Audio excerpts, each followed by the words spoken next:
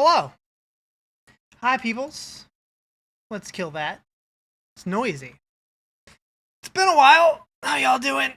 Oh, big stretch. It's a big day. Oh, so much going on. I'm a little overwhelmed already. This week has been nuts. Ooh. I'm doing pretty good. How you doing? What up, Timmy? What up, Nerdy? What up? I don't remember how you pronounce your name. I'm the worst. It's a weird one to pronounce.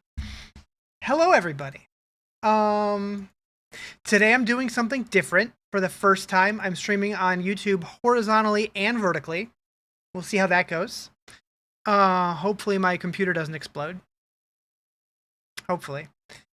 We are going to have purple site drops in about 40 minutes. No story spoilers. So I am going to go through some of the videos, but I'm going to try to avoid the ones that are heavy story spoilers. I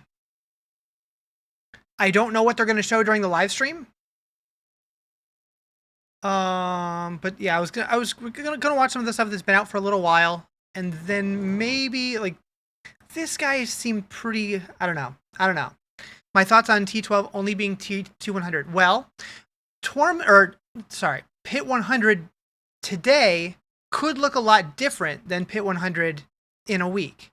So we really don't know. So I've seen a lot of people complaining about story spoilers, and I get it. Like if you want to see absolutely nothing, I get it. But it's like people are surprised. Like it's like movie trailers exist, and people watch those. It's basically the same. Yeah, some of the stuff they showed is a pretty big deal, but they wouldn't show it to us if they thought that it was a massive spoiler. Like it's probably stuff that happens at the beginning of the campaign. So I don't know. It just makes me think if they're showing what they're showing already, just wait until what we're going to see towards the end. I don't know. But yeah, they got so much stuff on here. See someone take down Belial in Torment 12 relatively fast, and that kind of has you concerned. The thing about that is, while that's true, all of the people who had review copies of the game had a vendor like on the PTRs that gives you access to all of the items that you want, all of the currency that you want, and like apparently like getting good items once the game actually goes live is going to be like an actual chase, because like even at I want to say it was somebody who was doing an Echoing Hatred at like Torment 10 or something like that, and they got like 30 items. Only 2 of them had a single greater affix on it. Like Ancestral Gear does not guarantee greater affixes anymore, so GAs are actually going to be like an actual chase now, and that makes me excited. Luca decided to stream again. Yeah, I've been taking a little easy leading up to the expansion because I know I'm going to be streaming a lot, but I'm excited. Anyways, so yeah, we're gonna kill the next 40 hours by just hanging out, chatting, talking about stuff, and then the dev live stream happens at 11. And we should get the reveal time officially today. None shall escape the flood.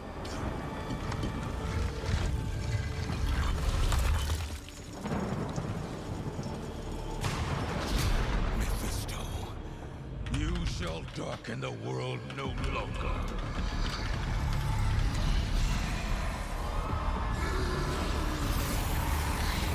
Their cinematics, though, they are crushing it. 40 hours of streaming? 40 hours of streaming? I'm sorry, what? I'm sorry, what? Who said that?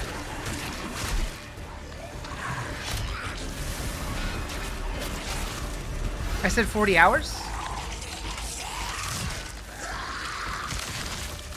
40 out. Wait, what did I even say? I don't know what I said that I would even say 40 hours.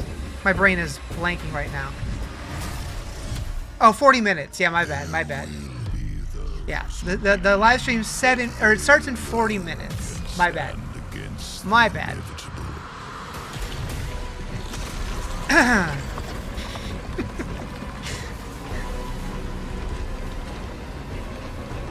This guy doesn't know how to speak anymore. He hasn't spoken in days. That's not entirely true. When I don't stream, I don't talk nearly as much. You know, I was thinking about it not too long ago. In my entire lifetime, I wonder if there's ever been a single day where I've not spoken a single word. That right there's why you shouldn't eat uncooked seafood. See what popped out of him? Seriously. Good afternoon. Good afternoon. 40 hours of streaming without sleep, imagine. What was the longest I've done? I want to say I did like 30 hours once. And that was brutal. I don't know if I would do that again. Well, streaming. I've definitely done more than that when I had insomnia. That was fun. College sucked. I had the worst insomnia in college. Alright, the gameplay trailer, this one's pretty safe. Your fate is my doing.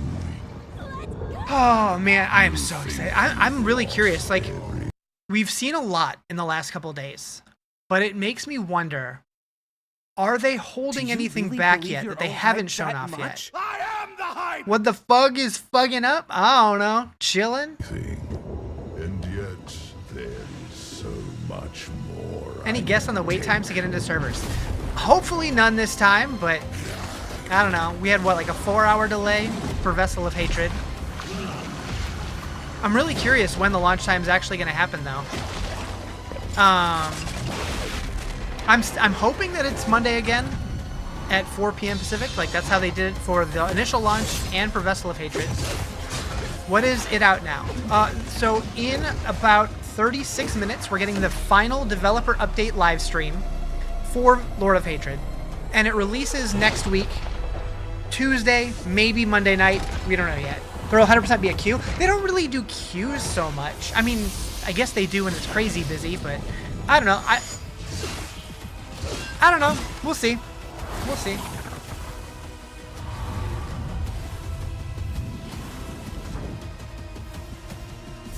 They probably should do queues more than they do. I know PoE always has queues. Heyo, thank you for the subby. Hopefully it won't be bad. You want to be able to play lunchtime on Tuesday? I would think by lunchtime Tuesday it should be playable. You want to play Warlock already? It's so much fun. It's so much fun. For like the first time ever, I am actually putting together like my own build guide.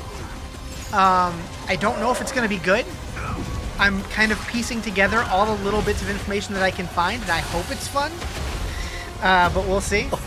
Is there a new mythic? There is a new mythic, and we did finally get a screenshot of it. For hell is I don't want to spoil it though, because some people are thinking it's a spoiler, but I did post a picture of it in the Diablo section of my Discord. So if you want to see it, it is there. What up, Joe? Glad you're better. Now, to what degree, I don't know, but glad you're here. Gets until next month off so he can play all he wants. Hell yeah. Oh, it's Woody. The story so far. So this is what we've already seen. So this isn't spoilers. You haven't played since season 2. Hopefully this new expansion will make it bearable. If you haven't played it since season 2, you're gonna be coming into a completely different game. That's too loud. That's too loud. It started with Lilith and like even compared to the current season 12, it's gonna feel like a drastically different game. But if you haven't played in that long, it's crazy different now. Of Sanctuary. They each have their own twisted plans. Lilith, most of all. I have not come to save, but to empower. Our only hope. Tired of the same couple builds every season? Oh, so they're doing a completely revamped skill tree rework. Every class is going to have a bunch of different builds, probably. Been so long that you don't remember any of the core mechanisms? Others joined the cause. It's. I think a lot of people are going to come back. Like, even people who play every season are going to be like, wait, what are we doing here? Together. Seasons 8 through 11 seem like they rehashed a lot of material.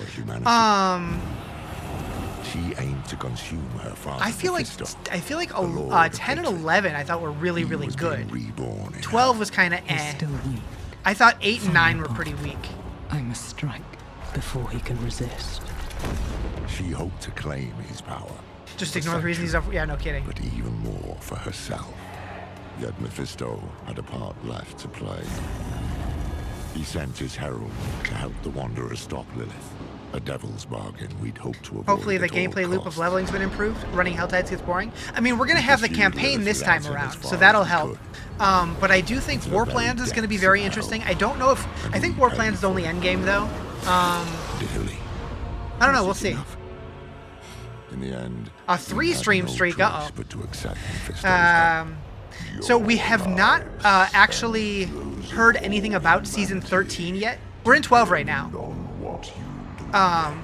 13, we're expecting it to start whenever the expansion launches, but they haven't officially confirmed that. We'll probably find that out today. But Nerel imprisoned him in the Soul Stone. You were watching a review and the guy wouldn't shut up, so I looked up the organ. It was me. Aww. And with her last breath, she warned us of a dire future. Without me, you would have no victory. I pray she was wrong. You're back.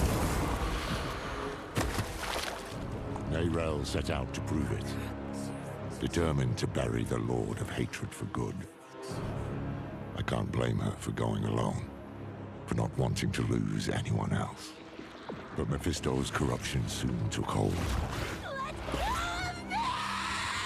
You made a choice. It's lucky the Wanderer found her and helped her to endure it, just as they had endured Lilith, who yet lingered in their own veins. Together they found what Nerel had been searching for, the tomb of Akarat, final resting place of Sanctuary's holy prophet. It was a prison Mephisto might never have escaped, though he would not go easily. I will give you the violence you long for. The Wanderer defeated his herald, but Mephisto himself slipped through their grasp and into a new vessel, the body of Akarat. Now the Lord of Hatred Weirdos going wants knocking door to Sanctuary as door. a false prophet, our damnation in the guise of salvation. We've no time to rest or to grieve. Are we getting a new boss? Oh yeah, Rise again. probably several of them. To From what fight you've seen from others, the all we endgame have grind left. looks a bit better, not so one-dimensional. Yeah, the Warplan should help a lot with that. What system do I play on? I play on PC. All right, what do we got? 30th anniversary spotlight. All right, this'll be good. This'll be good. Why'd I slam the door in your face? My bad. No, I didn't actually open the door. I just watched them through the hole till they walked away. I'm one of those guys. Oop. New release Tuesday, possibly Monday. Diablo 4 has come a long way since launch. It's been amazing to see this game grow into something bigger, sharper, and more ambitious than ever. And honestly, Zavin, one of my favorite things is to see players push every system we build to its limits. Yeah, our players don't sit on the sidelines. In fact, I'm sure they're all over the comments section right now, and we love it. It helps us understand not just what's working, but where we can evolve. This expansion builds on everything we've learned so far. Class balance, endgame, I'm so core ready. systems. I'm so This is ready. our chance to take all of those core pillars and push them even further. So today, we'll be diving into new features, a new region, and a new endgame. But first, let's take a look at a new class, the Warlock. Thank you for the press start. Appreciate it. Across the Diablo universe, we will get to watch the Warlock evolve. In Diablo 2 Resurrected, they honed And the their Heart Me. earliest arcane powers.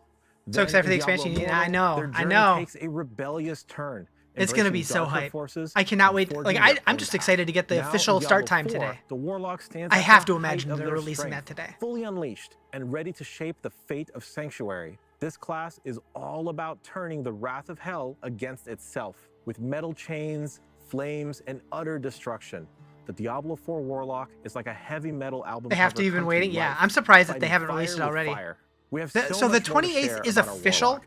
but Enough the that way we're that the dedicating original a launch full and developer Vessel of update Hatred to happened Warlock on was they March wanted 5th. it to be on that That's where date we'll for go deep everybody on the across the class, world. their So lore, for people in America, gameplay, it ended and up being more. like the For evening now, before. let's talk So about how we're the thinking it Warlock might be and our Monday the other new 27th. class, the Paladin, are central to the themes of You learned Lord like of 2 months Hatred. ago D2R has Warlock? Many of you Yeah, have yeah. already been playing as the Paladin, And it's really good. experiencing their holy The might D4 Warlock firsthand. also With really the good, Paladin very representing different light and though. purity, Warlocks are their darker counterpart, anti-heroes harnessing the power of hell. I This hope that they duality learned is from central to Vessel the of theme Hatred Lord and of both Hatred. and Season It's 12 the eternal that conflict between angels and demons. they need to really make sure with their servers humanity are stuck in the solid. center. As you play through the campaign, prepare to be drawn Give you Druid into a companion tale updates. Have where you seen Mephisto's some of the shadow Druid looms stuff that's even come out in the larger. last couple days? It's an Holy unfolding moly. saga of hatred, treachery, He cast and Fireball? the search Ah, for shit. salvation, He said he cast building Fireball. towards a reckoning that will leave a lasting mark on Sanctuary. The campaign unfolds in Lord of Hatred's You wouldn't be new mad if zone, they delay Season Skogos. 13 a bit so you can get used to the new systems? Skogos I is think a it's probably dangerous going to be land, similar to visually Season 6, where inspired it's a by pretty ancient nothing Mediterranean sandwich season. landscapes. You'll explore rugged coastlines, Yeah, the skill tree rework mountainous is highlands, crazy. ancient temples, and more monster variety than ever. Skogos is the birthplace of humanity, where Lilith and Inarius began Excited it for all. Endgame? You're hoping You'll see for a the complete Blessed overhaul? Mother and the So, Heavenly Father The carved into endgame is going to be marble structure. different because we're getting up to 12 torment tiers now. And they're going to be rescaled. Like all of the balance throughout the whole game is going to be a little bit different. They did say torment 12 is roughly the equivalent of pit 100, but we don't know how hard pit 100 is going to be anymore. And then we're getting war plans, which is going to let us do different activities in different orders for different rewards that we get to choose, and then unlock meta progression on trees for each of those activities that affects it both within war plans and outside of war plans. So you're getting to like customize all of the endgame modes. The only real new endgame mode that they're adding, though, is the, the Echoing Hatred, which is basically Echoing Nightmares from Diablo 3, but like a Diablo 4-ified version of it. I don't know how good that's going to be, and they're also saying that's going to be like a golden ticket rarity, so like you're not going to be able to do it very often. Of Tennis, But the I capital think city. just the progression Tennis flow is and the the way that we're bustling supposed to be getting epicenter of items, Skogos. like some people were saying that you Marble might not even walls, get full eerie legendaries until elegance, once you're already vibrant max level. patterns, And rich I love the textures sound of all that blend because to like create it a actually sounds hauntingly like the beautiful gear landscape. progression is going to feel meaningful. You're There's not a just going to be town decked out in square legendaries by teeming level with 20. Whispers of the Firstborn. You'll uncover I love that. secrets Some of the people are going to be Astartes, mad at that, the but I personally Primeval, think it's great. and the ancient wars that You want an shaped the endless world. version of Hordes that just keeps getting stronger? It's a I would place love where an endless every Hordes. corner tells a story. Echoing Nightmares, We built Tennis Echoing to be the Hatred, sorry, ideal is supposed to be endgame endless. city. Crafted I don't to know if it streamline actually your is or if access it's like to everything basically you endless, want but once the campaign is concluded. you like that? While we Yeah. keep the story Like under wraps for I now, want a Diablo let's game talk about that if I Endgame, want to the Lord play of it for the Hatred, entire and season, one of its I major never new get bored of it, features, right? War plans. Right now, I'm War usually plans over give it you after more like 2 control hours. This and is War depth Plans right in here. how you experience This is the what I was endgame. talking about. You create a playlist of up to 5 activities. So on the left-hand drawing side, like these are you start up here and you pick one of these activities, and then for this example, you have to go here next, but then you get to choose between 3, and then from this one you go down, or this one you go either side, this one you go, and like as you go through, and this is only ranked 3 out of 10, the deeper you get, the more involved those trees get. And then on the right-hand side is the meta progression system. So like you get to pick these nodes based on how you want to play the mode. So like one side might, like basically like there's clear routes through it, and like colors. So like if you want like a certain play style, you're gonna want to pick like that side of the tree, but you can mix and match it however you want to. It looks really cool. Did the campfire already wrap? No, it starts in 25 minutes. from endgame mode. What up, Nichols? Infernal You love the Hordes, idea of not having Helltides, full gear until max level, Nightmare especially Dungeons, because apparently Lair the skill tree is bosses, where your build and the actually comes on. Undercity. Yeah. Pick what Yeah. you want, pick your rewards. And Hi, how are you? As you Also, complete okay, activities, really quick, because a lot of people weren't here yet. I need to show off my new starting soon screen again. If you're watching on vertical on TikTok or YouTube, you're not going to see it. I apologize. I don't have a vertical version, but I got to show you guys because I'm excited about it.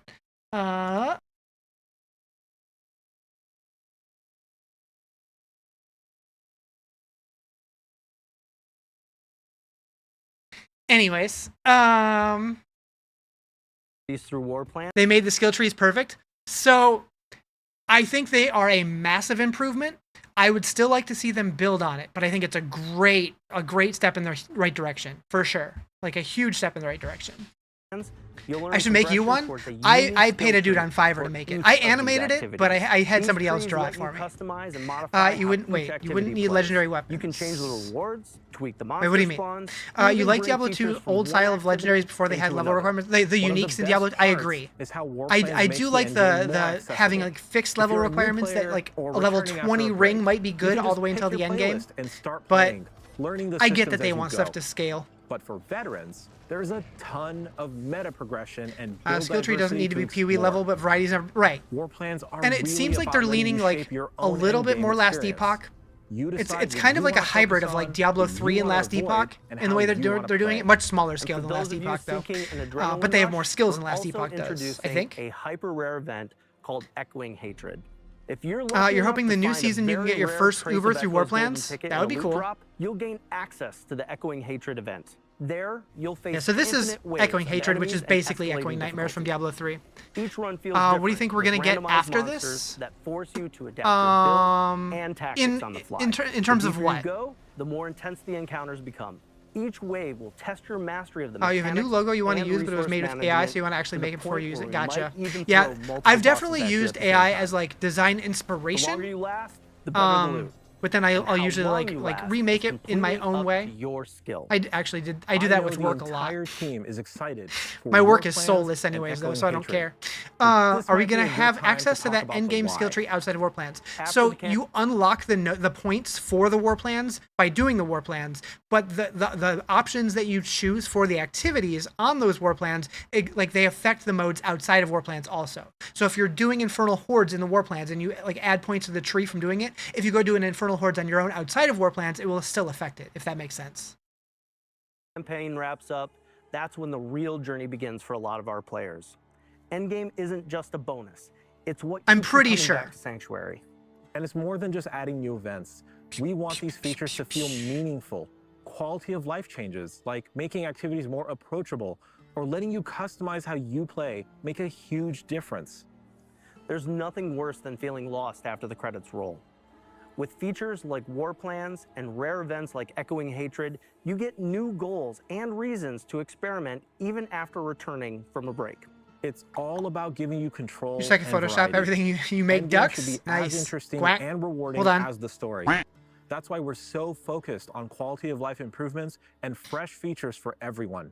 Now, let's talk systems updates. Systems which also updates. Feed into this philosophy. Systems are always my These favorite updates things. Will completely refresh how you because after all, it is a SARPG. Skill trees. You meant to say sucks, but ducks funny. I agree. That they're more like skill twigs. That ends here. With the release of Lord of Hatred, now they're skill bushes. Player will reap the benefits. The word meaningful is so traumatizing in the ARPG scene. True. The dev stream starts in 20 minutes. I'm just playing old stuff. Ever before, right from the moment you. Quacks is in Quacksrune? No, Quacks is in Ducks. Random item drops or late game progression. Yeah, this is old info. Flesh out your build. Now you'll have meaningful choices and options in your skill tree from the moment you choose your first skills. We're adding new customization options to every single skill across the entire tree. It isn't just a small tweak.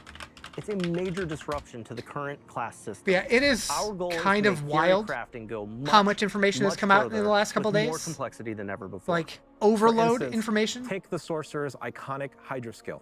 Previously, you could only boost its burning damage or ramp up its critical strike potential.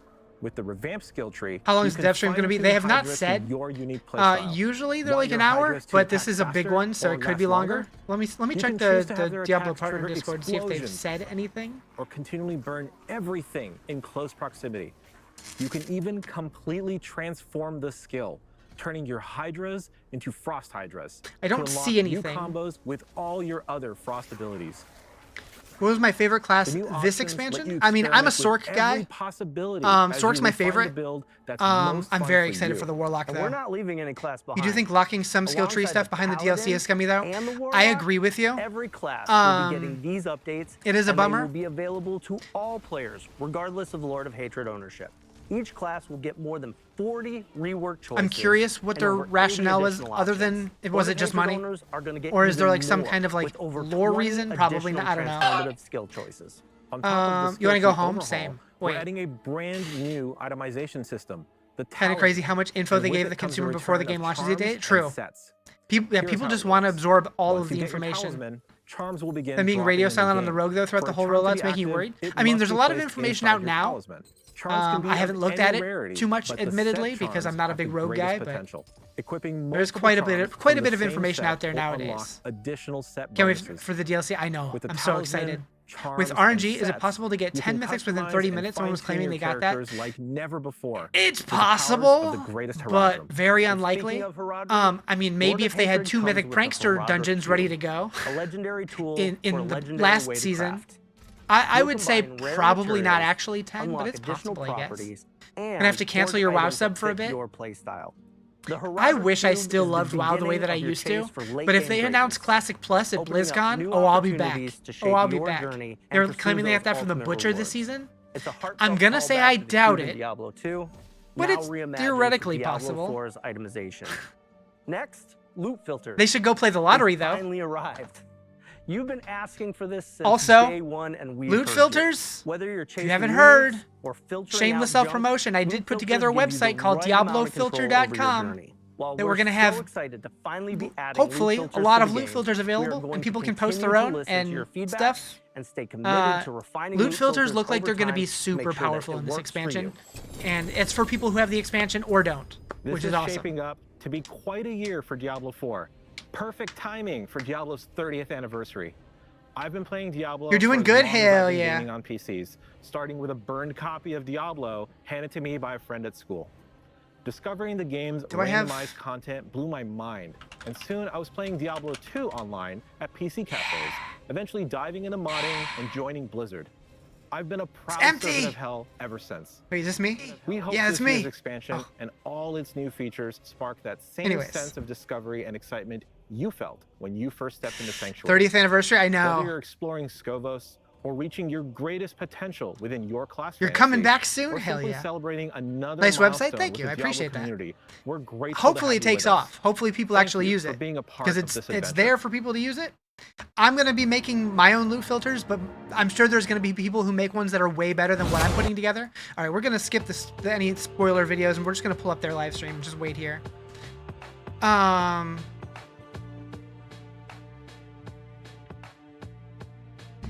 Man, like, I think I'm more excited for this expansion than I was leading into Vessel of Hatred. All of the reviews make it sound like this is a huge comeback for Diablo 4. And that's hype. Now, do we trust journalists? I don't know. But it looks good from everything we've seen. You're actually excited for this expansion? You just hope it really lives up? Yeah. Hope it lives up to it. Yep. Like, having played the Warlock firsthand, I know the Warlock's going to be fun. But if I feel like I'm done after a week like I have the last couple of seasons, I'm going to be bummed. So hopefully they bring back a little bit of difficulty, a little bit of a grind. Like, I still want things to be accessible, but I want things to take a little bit longer for most people. Like, I don't want to hear that Rob is in endgame, like blasting Torment 5 within the first 4 hours. Maybe 8 hours. They're upset and sad what they did to Narelle. So we're not going to talk about spoilers here, but I hear you. Remember booting up Diablo on your grandparents' computer for the first time ever in like 2003? I don't have a drops command, but drops will be on in 14 minutes and 53 seconds.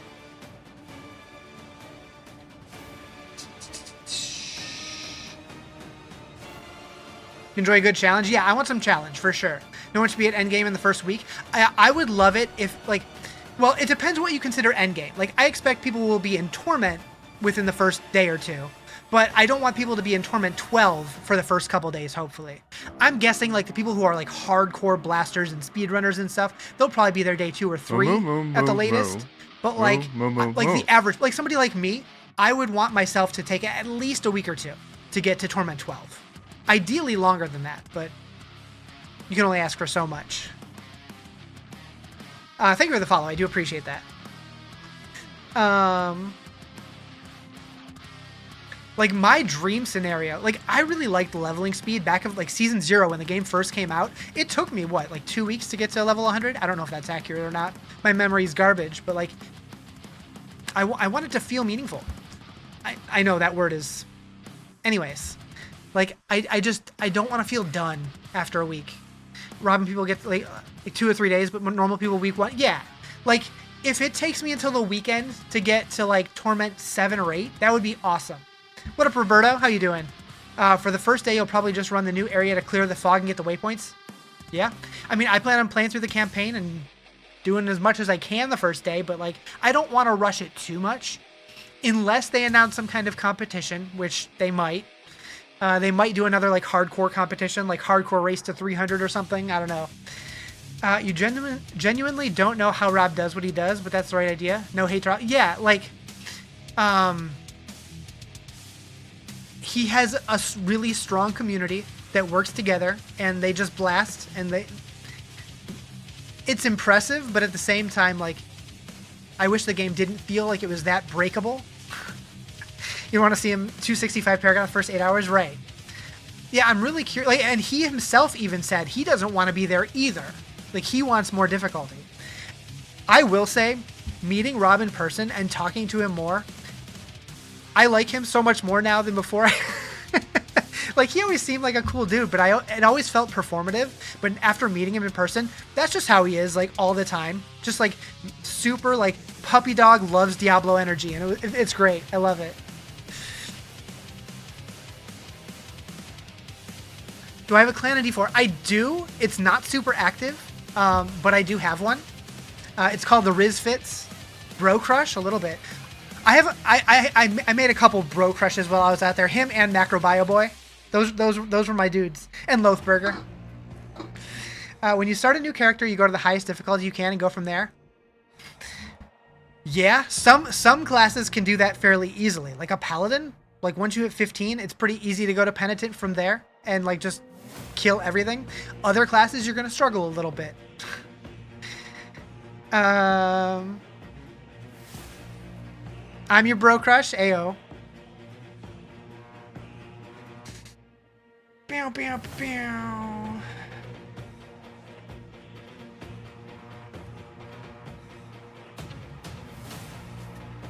Am I cool with Cliptus? I like to think so. He had me on his podcast a couple weeks ago. That was pretty cool. You want to run the Warlock, but you know everybody will be that, but Warlock you know is going to be cracked. Warlock's super fun. Super fun. I think D4 is in a hard place because they want to be casual, but at the same time long players. Yeah. They're trying to create a game that caters to both audiences, and it's so hard to do that. If you try to please everybody, you're going to please nobody. So they've got to find like the sweet spot kind of in between. Are the devs about to tell me to come back? You've been away too long. I think that if you haven't seen all the information that's come out in the last couple of days, I think this live stream is going to sell you on this game. It's looking like it's going to be real good. Have to do some spring cleaning with your two so. I'm sorry, what? Because you almost reached your maximum. Oh, with your tunes. Got it. Almost reached max space for them. Yeah, I'm probably gonna have to delete a couple. They need the grind, but it has to be right like Diablo 2. Agreed. I don't think they'll ever be able to capture Diablo 2 exactly because the younger, more casual gamers they can't hang with a game like that. But I think it's getting closer from what I've heard. It's getting closer. You know what's different with Man PoE 2? You don't pay every single update. I mean, you don't in Diablo 2 either. Or sorry, you don't in Diablo 4 either. You like all the seasons are free. You just have to pay for expansions, which is every year and a half.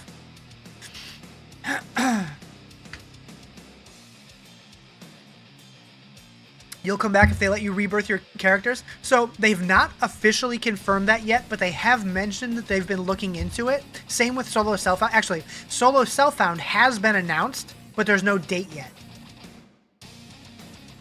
Have a fifth affix that isn't active under 285 Paragon or something. It could be neat. So one thing that's interesting is I did notice on the new Torment tiers, different tiers actually unlock new things to start dropping, which I think is super cool. And then every Torment tier that you progress, you're going to start getting more legendaries, more mythics, more uniques.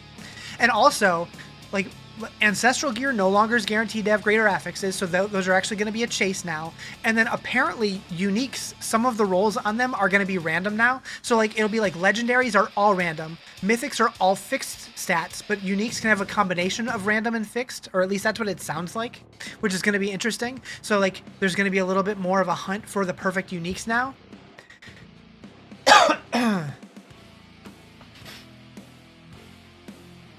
You wish they would add rebirth for seasonal characters? Yeah. That would be nice. I think it's definitely going to happen eventually. What happens in T12? 19 mythics from Duriel 1 run. So they showed like high-end gameplay of Torment. I don't remember if it was 12 or if it was like 10 of like Echoing Hatred, which is like the super rare endgame mode that they're adding. And like they got like 30 drops and they were all legendary. Maybe 1 or 2 uniques and like 2 greater affixes. So like you're going to get a lot more loot, but like it's still going to be a little bit of a hunt for the really, really, really good stuff. But there is a loot filter so you can filter out all the garbage, which is nice. They are adding sets, but they're doing sets in a very different way, but I personally love it. You never played D4. Sounds like there's much involved in just leveling up.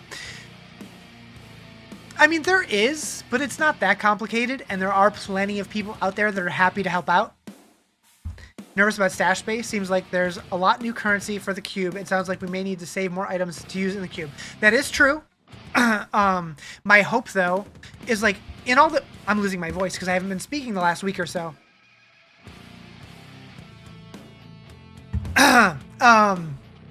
With the cube. In all of the videos that we've seen, they had like a full stash of like stacks of thousands of cube materials. We're not going to have that. They got those from an NPC, from like a vendor that they just filled up with those crafting mats. Thank you for the follow.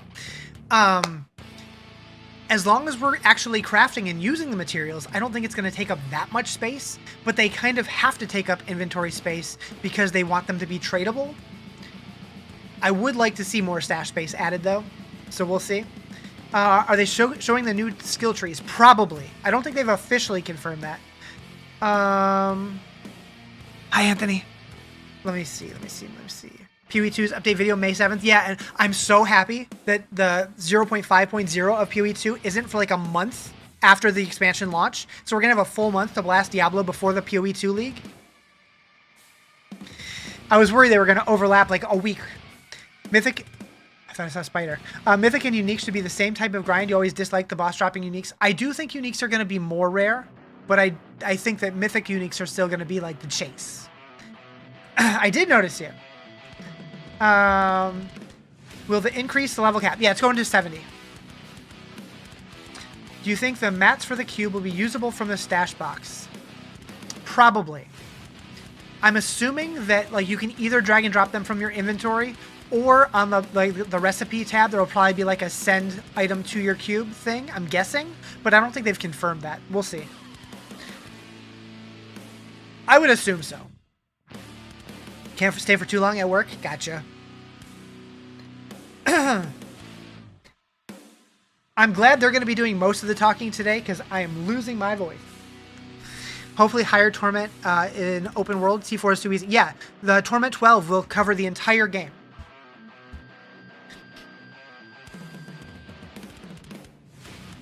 You're at work right now? Nice.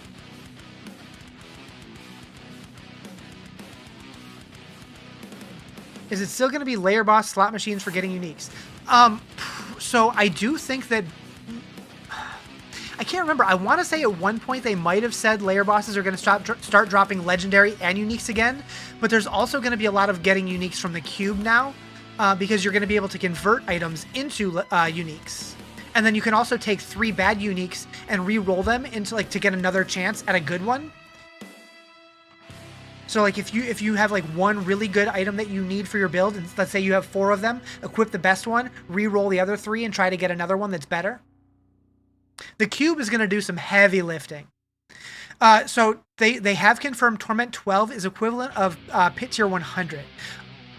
Earlier, there was a statement made that they were going to be around 150, but it's come out now that they're around 100. But we don't know how they've rebalanced the game. So 100 now could be much harder than the current, or sorry, 100 in the expansion could be much harder than the current 100, if that makes sense. open world will stay fun. Yeah. And then you'll also be able to increase the difficulty of the outdoor world, like at least through like hell tides and stuff like that, through the war plan system. Diablo 3 is ass, and that's all this is, another Diablo 3. I think that they're taking a lot of the learnings from what didn't work in Diablo 2 and Diablo 3 and making new systems similar to systems in those games that do work now in a modern setting. Some of them have been more successful than others. I don't think they hit Runewords out of the park, but I think a lot of the stuff that they're doing in this expansion look really cool. Heard they did a rework of Mythic Shroud of False Death. Yep. Yeah, it no longer gives plus to passives, because passives don't exist anymore, and it doesn't do the stealth stuff that it used to. It now, it's basically a cheat death. I think Necromancer and Sork are going to be eating real good. Diablo 2 Legacy is still better than D4. Diablo 2 is my second favorite game of all time, only behind The Legend of Zelda: A Link to the Past. Diablo 2 is the GOAT, and I'm so glad that we got new content for it, which makes me very hopeful that we're going to get a big announcement at BlizzCon, maybe a brand new like actual expansion. Anyways, oh, we get a pre-show concert. System, thank you for the subby. 6 months, holy moly. Do you think Necro Bloodwave will be back? I think that there's going to be a lot of builds coming back.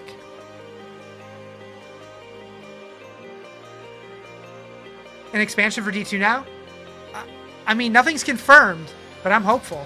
Like, we got a pretty awesome DLC pack with the Reign of the Warlock. Also, you know what? I'm going to turn off... Where is it?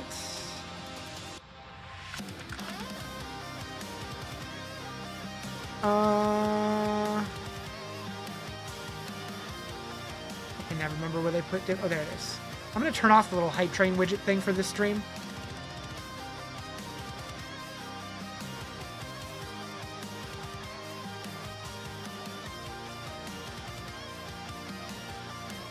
Move.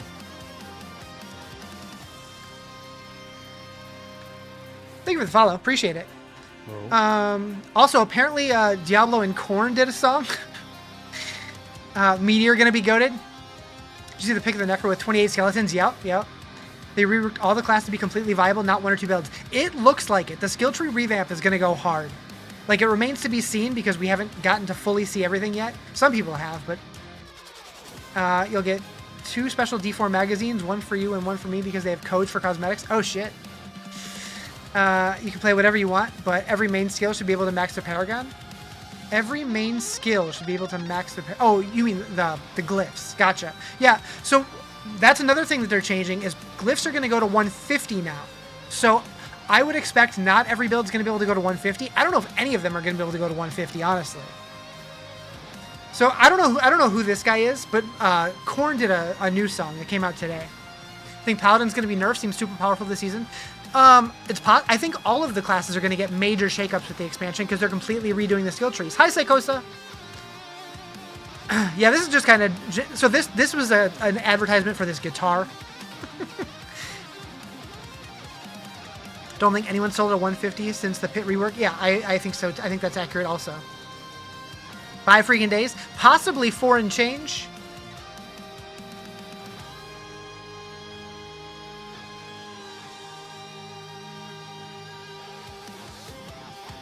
We should get an official launch time today. Hopefully. You know Riz too? It's time. It's time. Okay, I'm gonna shut up. Hey, drops are on. Hey everyone, and welcome to the Why Lord is there of no Hatred text on that Developer Update stream. We've got a jam-packed show for you today, but the first thing you saw is a limited series collaboration between Jackson Guitars and Diablo. Jackson Guitars created a guitar to celebrate the launch of the Lord of Hatred expansion, and we've got one in the studio here with us today. This thing is absolutely badass, and that song you heard performed just now? Hashtag sponsored? It was written by senior composer Ted Reedy and performed by Cole Rowland. And if anyone can recognize where that video was shot, better get release times. I think we will for sure. Trivia for you, but yeah, this thing is magnificent. And that song Celestia is actually from our unreleased Lord of Hatred you might get soundtrack, it. which you can. If I play guitar, I'd pick it up. Platforms now. We have a jam-packed show for you today. Lightning variant. First, we have a Twitch drops reminder. So you can watch for 30 minutes and True. get the Decaying Corona staff. And you can watch for 1 hour to get the Double Trouble Sword cosmetic on any eligible channel in the Diablo 4 category on Twitch. You can slay with guitars now? Imagine. Give us the Bard class.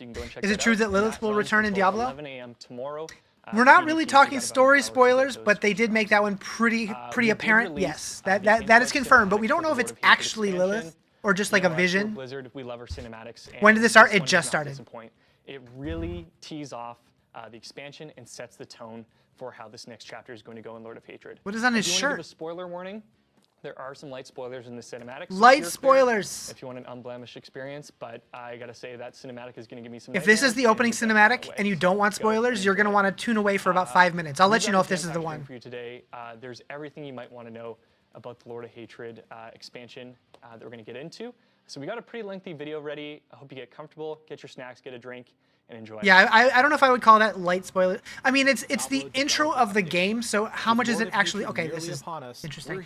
Like, how much is that actually spoiling? If it's the first thing you're gonna see in the game, anyways. I don't know. Thank our community for every piece of I saw a green map overlay. That was interesting. Can you change the color of it? Ooh. Man, I would just love to sit in a room with them and watch how they build these games. That would be so much fun. Lord of Hatred was made for this community. Now, join us as we dive into the story, classes, core progression, and the key systems. So excited. Let's jump right in. Is this too quiet? Continues after the events in Nahantu. As we see with Neyrelle, no mortal was meant to carry the burden of a prime evil, and doing so leaves permanent scars. Neyrelle's journey transformed her, from her beginnings as a seeker of knowledge I do remember seeing to that. bearing the Soul Stone, and now to this final Hopefully they bring that back. confrontation with Mephisto. Neyrelle grew from someone who admired the Haradrim to one who embodied their ideals. Neyrelle's tireless research has borne fruit, and she takes action with the decisive, selfless conviction that defines any true Haradrim. Now, there's a question that Do creators get a chance to play the game before Haradrim release? have been pondering We did get throughout to play their the history. Warlock for 2 What is hours the back in point of January, killing but a it was prime in evil Nahantu, if they so always no come new back a content, just the generation later? Warlock.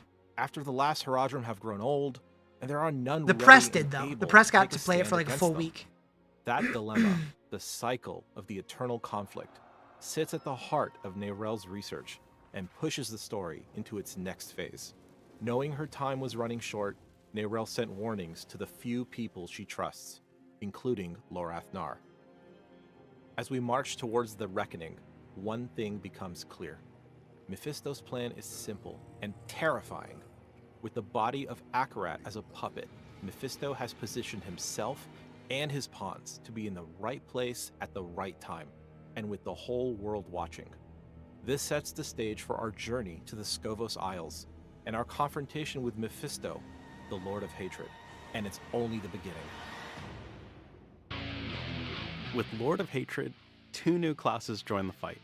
The Paladin, trying to be instantly recognizable in both fantasy and moment-to-moment gameplay.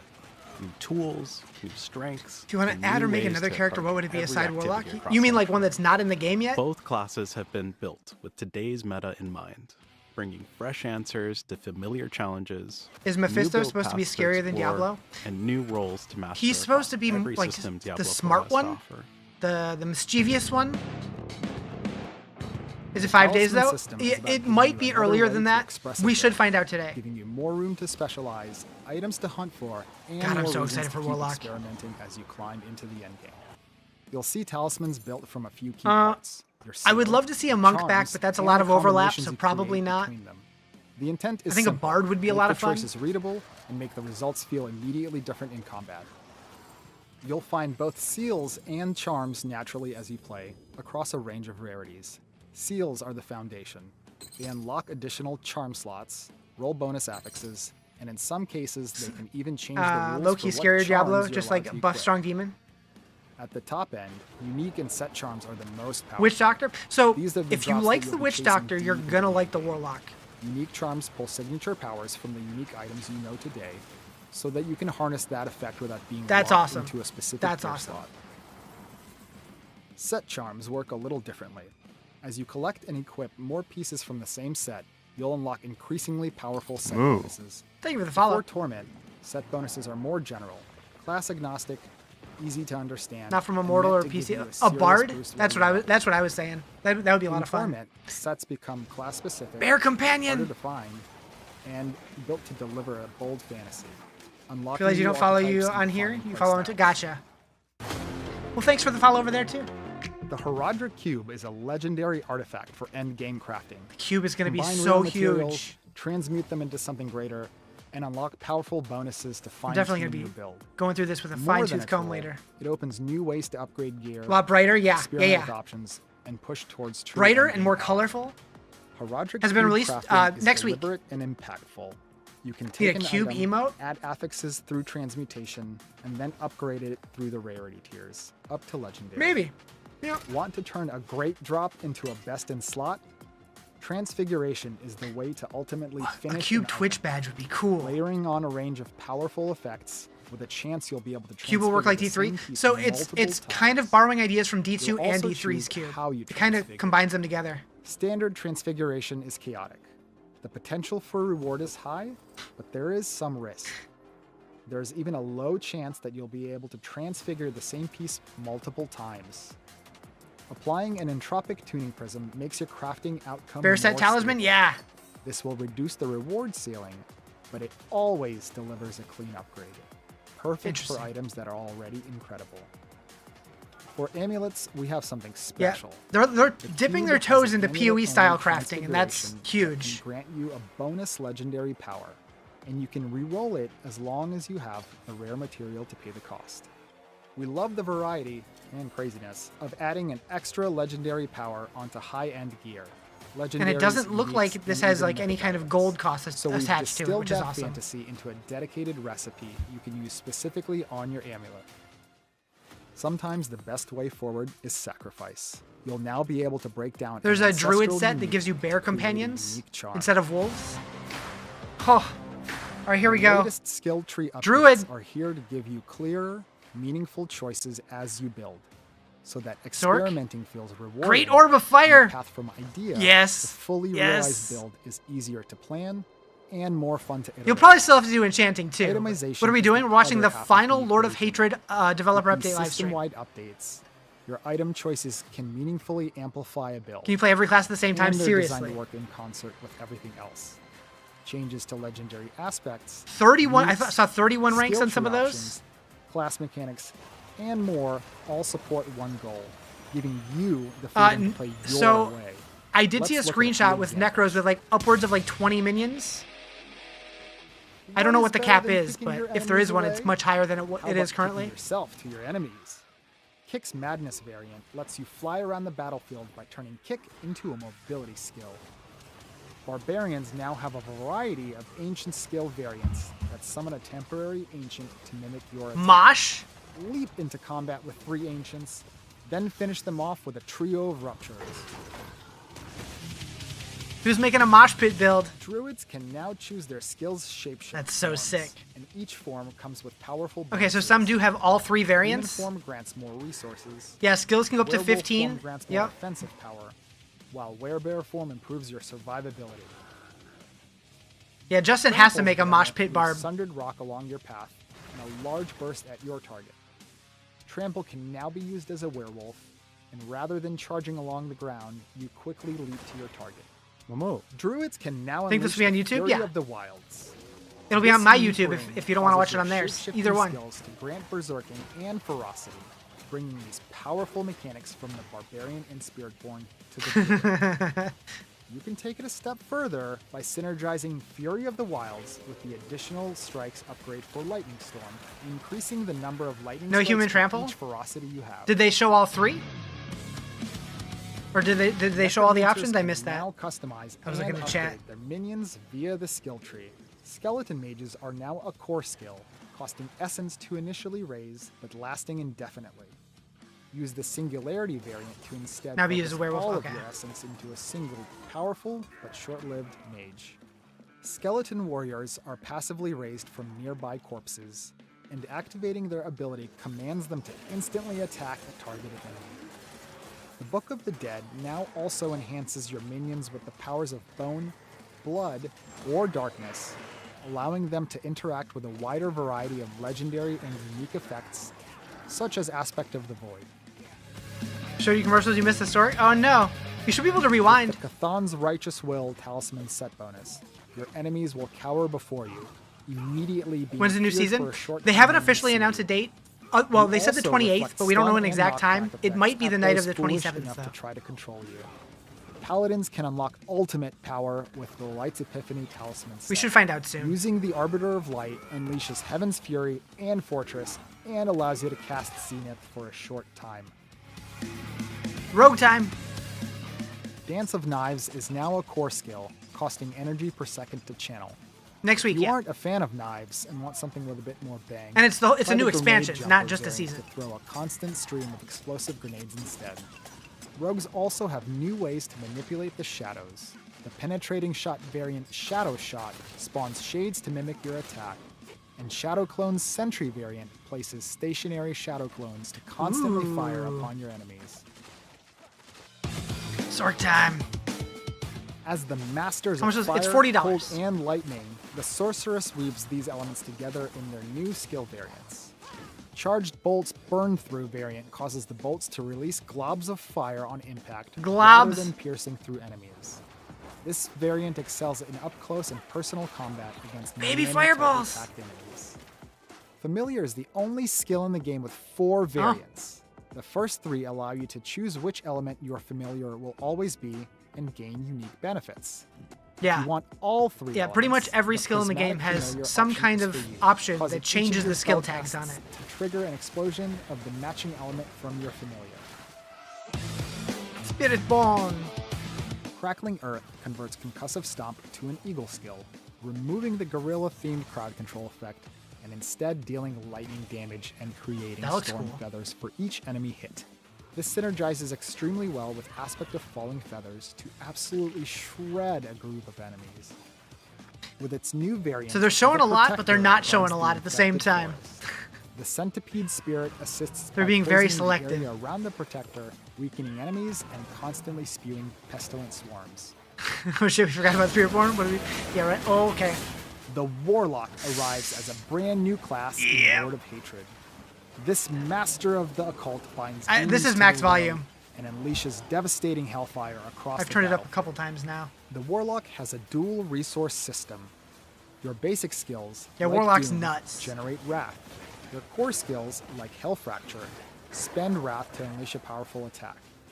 Dominance is much slower to regenerate and is used for your greater demon summoning abilities, like Infernal Breath that spews fire at nearby enemies.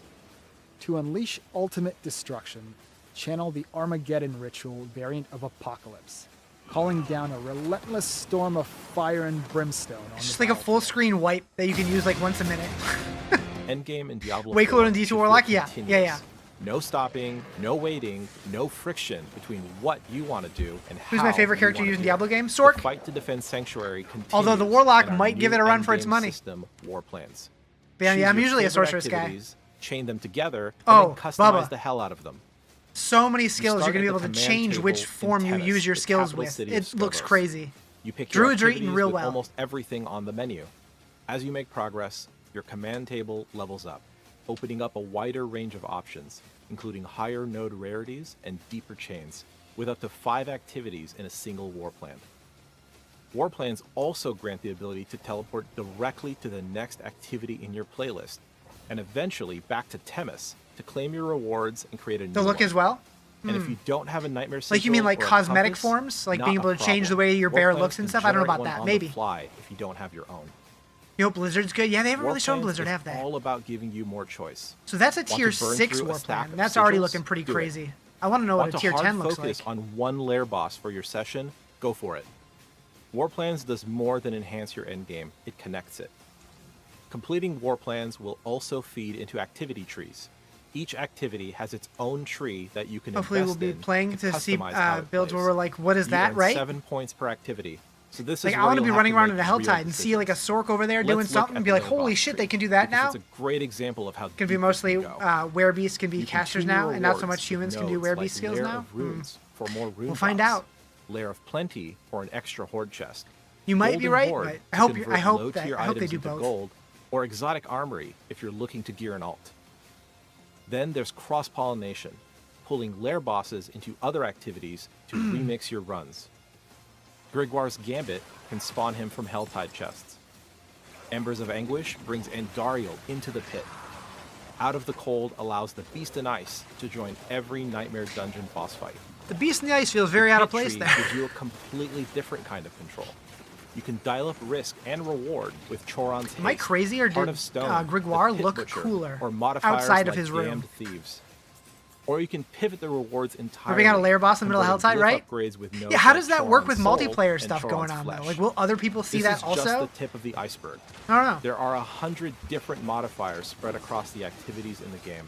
With war plans, you get to define your own endgame. Fishing! Fishing is designed as a laid-back collection. They're such activity. shitters. I A love chance it. to slow down and unwind between battles. You'll unlock it early after arriving in Skovos. A short quest line will introduce real you to content? the basics. Hell yeah, and this is it'll the end teach you game. more about the wide variety of fish with different rarities and multiple modifiers to chase. Fishing is more fun with friends. You can trade any fish you find, no matter how weird, bloody, or celestial they might be, to help your fellow wanderers finish their collections. As for where you can fish, almost anywhere there are fish, and maybe even a few places that might surprise you.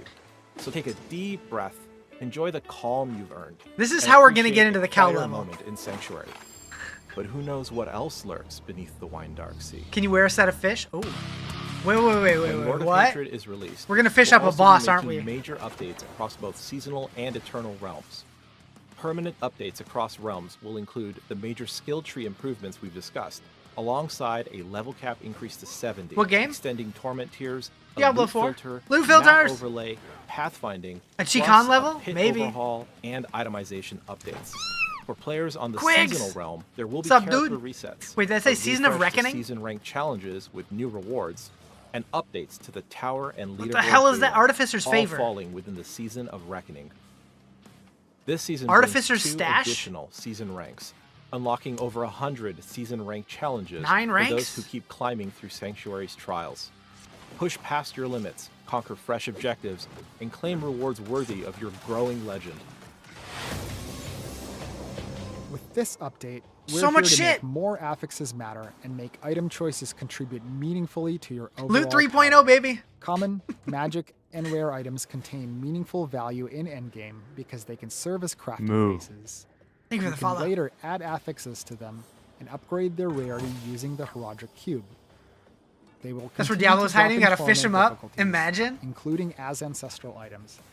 And they can also roll with greater affixes. With this update, auto-salvaging of lower rarity Relax after items in fighting torment demons? Hell has yeah. been disabled. Something we're excited about is damage multipliers on gear. Gone are the days of tossing out items with additive damage. Damage multipliers stack additively with themselves, but are multiplicative, vastly leveling up the item game and depth when it comes to the perfect item. For uniques, we're opening things up by reducing the number of always fixed affixes and rolling more from the available pool, giving you room to chase truly optimized combinations for Okay, your so- build. Interesting. Tempered affixes went through an overhaul. And we can Unique temper and mythic uniques items now. Can now be tempered. 200 Only been playing for a week legendary now? aspects Dang. have been refreshed with You're gonna have to design relearn it updates. next week. Gems are getting a major upgrade. Ooh. Okay, Weapon these gem effects are significantly stronger. those images have been and in we're the game including file new since it gem launched. tiers. We've heard I remember your them being feedback on data mined. stackable items, and we've increased the stacking size to 1,000 to help with inventory management. On the quality of life side, one of the biggest additions is the loot filter. Hell yeah. This is a power user feature the community has been asking for a long time. DiabloFilter.com, baby. You can export and import filters, hide item text, hide ground effects, hide both, or recolor text to make the drops that matter instantly stand out. Hunting for the perfect 4 out of 4 base, you can call out the affixes you care about and set a minimum number required, so those upgrade-ready items pop while the noise fades away. Loot filters will also support newly introduced systems such as the Talisman. The map overlay is here, And and you it can completely recolor changes stuff too, how which is combat and nice. moment-to-moment flow feels in Diablo 4. When the overlay is up, the minimap gets out of the way to broaden your view of the game space, and you've got Finally. quick controls to tune it on the fly. Keybinds for opacity, keybinds for zoom, Forgot how much you Options missed green to gear. adjust the Yeah. coloration of the When is Lord of overlay to Hatred match your released? The preference. 28th is the For official those date. looking to We don't know continue with the exactly smooth when yet. flow, Well, we should find out you can soon. enable pathfinding, which draws your route Ooh, through that's Sanctuary different. directly to your destination. You'll no longer need no to yellow stare at paint? your minimap to make sure you're headed the right way. The level cap has increased, expanding the ceiling for long-term progression. Torment tiers are being refined as well to support a consistent feel as you progress further, and to match Same the update with rewards skill track tree better rework. with the risk you're Yes. taking. Next week.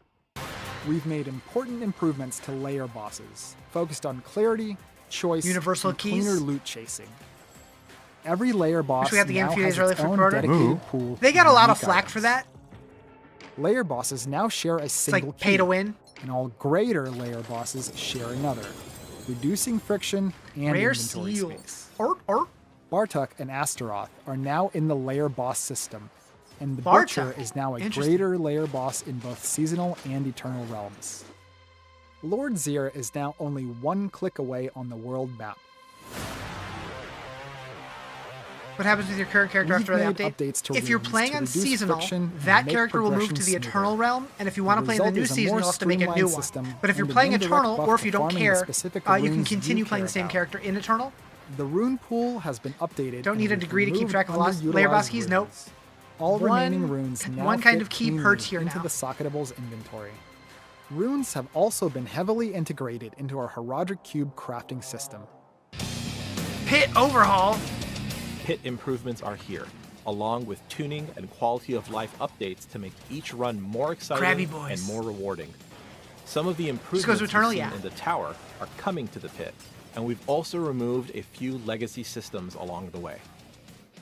The pit has grown, literally. Every run now spans 5 full floors, go to a clearly marked playthrough by if this pit is depth, available? so you always know I don't how understand deep the you've question. gone and how close you are to the finish. So it's interesting how Floor generation has COD been Battlefield rebuilt done from the releasing ground up early for for pre-order? smoother Yeah. flow, less frustrating dead ends, and a more consistent rhythm that keeps you moving forward. Nearly every environment in the game can now appear in the pit, pulling from both expansions is it a new season and or just an past update? seasons. It's a new And season there and, are expansion rare floors where probably. you'll stumble onto Yeah, no, they brand confirmed new it. layout mashups found nowhere else. To keep the focus on action, we've also So removed it's- death and resurrection penalties, along with boss shadow attacks. Oh, nice. Spawning in the pit has been tuned to feel fair. It's gonna be either deadly, next Monday and night or exciting. sometime Tuesday. But we're not Shrines exactly now sure use yet. a flat spawn chance, Hello? giving each run a more consistent Hey, for the baseline, 37 while months. still allowing for the occasional lucky spike. Almost every variant of every monster family can now appear, including very rare and special populations. Progress now scales with real danger, meaning tougher enemies push the bar faster. And yes, treasure goblins can now invade the pit, alone or with all their friends, with bosses, goblins, and treasure chests all capable of dropping loot. Thank you for the follow. Appreciate it. Pit mastery objectives are now fully formalized, with the tracker clearly showing both party and personal progress. Boss encounters waste no time. Bosses now ambush your party by spawning directly on top of you, and without clearing existing enemies. On top of that, the pit will now pull from the tower boss roster, injecting even more variety and unpredictability into every run. There's so much. I'm definitely gonna have to go through this again. Since we introduced the tower and leaderboards, it's been incredible to listen to your feedback, watch the competition evolve, and keep learning right alongside the Are we community. getting rewards yet? Now we're bringing a focused set of updates, more reasons to climb, clearer ways to compete, and smoother moment-to-moment play. The Artificer's Stash is a new feature coming to the tower. This provides valuable caches that contain items with guaranteed greater affixes, along with currencies and even lore books. These treasures can Lore only books? be earned by climbing the tower, and first-time completion of higher tower tiers awards the Artificer's favor. The new build viewer captures a snapshot of every build that ranks on the leaderboard. Why are they When blurring you the click a dates? top player's leaderboard entry, the viewer displays that saved snapshot, making it easier for everyone to see which builds are performing best Nice. in tower competition. No hiding New your shit environments, anymore. Monsters and bosses are arriving to keep the tower experience fresh. In addition to starting a tower run when you exit the circle, your run will now automatically begin after a brief countdown. And hey, did you mess up the run? Did you just barely make it? Did the Orb Goblin run away? Is that the best you got? The The Artificer himself will now offer some commentary. Please try your best. He is watching. Lastly, we're making tower competition timing better and fairer. Based on player feedback, leaderboards now start on Thursdays after a release or patch. This permits the time needed to address any major issues before the community-wide competitive aspect of the tower begins. That's a quick look at what's ahead with Lord of Hatred and Season of Reckoning. We'll have more details in our blogs, patch notes, and deep dives. So if something here caught your eye, you'll be able to dig in right away. See you all in Sanctuary. Will I play the game if the new season comes out next? Oh, I'm definitely going to be playing the game next week. Oh yeah. Ooh. Oh yeah. Okay, that is a lot to chew on. I will be As playing Zombie at mentioned launch the end of that video, for a long we will time. have our official blog launching after the stream, so you can go and check that out if there's extra details you want to chew on. But additionally, Season we'll 12 have sucked. Q&A towards the end of the stream. Kinda. So if you have any questions that Was not the were best. answered in that overview video, feel free to drop them in chat. We'll grab those and answer those close to the end of the stream. But who better to get into everything with me than a very familiar cast crew? We've got Colin, Zavin, and Art back on the stream. Welcome, fellas. Hey. Yeah, great to be back. Great to have you guys here. So I know we did go through, everything coming with Lord of Hatred in that overview. We do also have Season of Reckoning launching at the same time as the expansion. Season of I Reckoning. know this is going to be a little bit different of a season Thank you for the because follow. it is coming out in tandem with the expansion. What can players kind of expect to see Give us a time. For Season of Reckoning? Yeah, so kind of as we covered, there's a huge slew of automation updates. Skill trees have been revamped for every single class. There's just a ton there. In addition to that, season rank has actually expanded. There's more of it. It's over 100 different objectives to conquer, and eventually tower will be turning on, as we said. But yeah, filler, this will be kind of a special season to keep focus on the expansion. Bullshit, and true. The idea is future seasons will return more to the regular stuff that we're used to. And you'll still be able that to a play the bullfish? campaign and all that good stuff, both in seasons and eternal, whatever tickles your fancy. And I love to for Season of Reckoning because so much I am of on it the promo relies site. on seasonal rank. I have a link in my bio. There's so much that you get to passively do just as you're playing the game, right? So it's not as though you have to. It silos you to a totally different content piece. You get to chip away on it just as you're playing through. There the will be a expansion and preload, I'm everything else, sure. so, Yeah. There's How a lot- long, I also don't a lot know. of goodies packed in there. A ton. Yeah, a lot of rewards spread throughout. Yeah, gotta love some rewards. But of course, I do really want to know from you guys, with the expansion coming out soon, with so much launching, what are you all most excited for? You take a players few to get days their off work? hands-on for the hands-on for the Lord of Hatred expansion? Yeah, I would say something that exists in the game. I would say probably the skill trees. I think we've talked to death Was that a cow about level it, tease? but really it's hard Something to that sort of exists in the game? understate or overstate. I'm I going should Warlock, say yeah. how transformative That was 100% it a is cow to level actually tease. play with it. Like it's actually hard for us to play on live right now just because there's so many more builds. Zavin is my I favorite. know Zavin Art is my mentioned favorite. in He is in the great. video that we touched like over 200 aspects. Thanks all his We've also PTO for added 2 just years a taking ridiculous it. amount of Kinda. uniques to the game. We've ensured that like literally every skill in the game has Item a level unique is that can gonna talk increase to it and 900. interface with it. It all works with the variants and the sort of upgrades in the skill tree. And I just can't wait to see kind of all the crazy things that players cook up. Like a huge goal was to like blow out the number of builds in the game. Like if you love build crafting or if you love making your own sort of zero to hero journey with tons of weird odds and ends in your build, like this is the expansion for you. And I just can't wait to see what happens.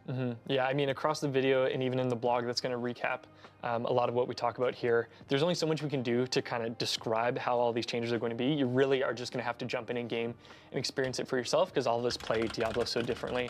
And I think I saw in chat as that came up, Sky Dragon said, "Inject that into my veins." So I think that kind of puts it pretty well. So pretty pumped about those changes. But yeah, that's awesome. How about you, Zavin? Warplanes, hands down. I'm so excited. We've never Goat really is had live? Hell something yeah. like this to just so deeply modify all of our endgame activities. It really is. When we say like you get to make your own endgame, we really mean it. We have 100 nodes across all the activities in the game. Some of them actually cross-pollinate, so you can put make choices in one tree that modify another one. So there's just a bunch of variety for players to kind of chew on, sink their teeth into. I can't wait. It's such a different way to think about what you do in your moment-to-moment in the end game. There hasn't been anything like it since. So. That's awesome. Yeah, I think much like the skill tree, it's fun to tinker and craft all these things, and then it's even more fun to send it out into the wild to see what crazy combinations people come up with. Yeah, then it's especially in tandem with all the skill trees. So bring your Xbox to work and play in downtown, do it. The end game and also what your end game is. You get to control kind of both halves of this now. That's rad. That's rad. How about you, Art?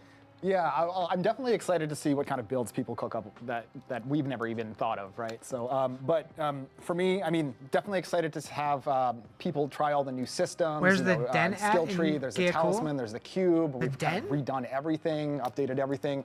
But really, what excites I'm not me sure there is most a den. is just kind of players experiencing all of this together, like holistically in concert for the full, like for a brand new Diablo experience, really.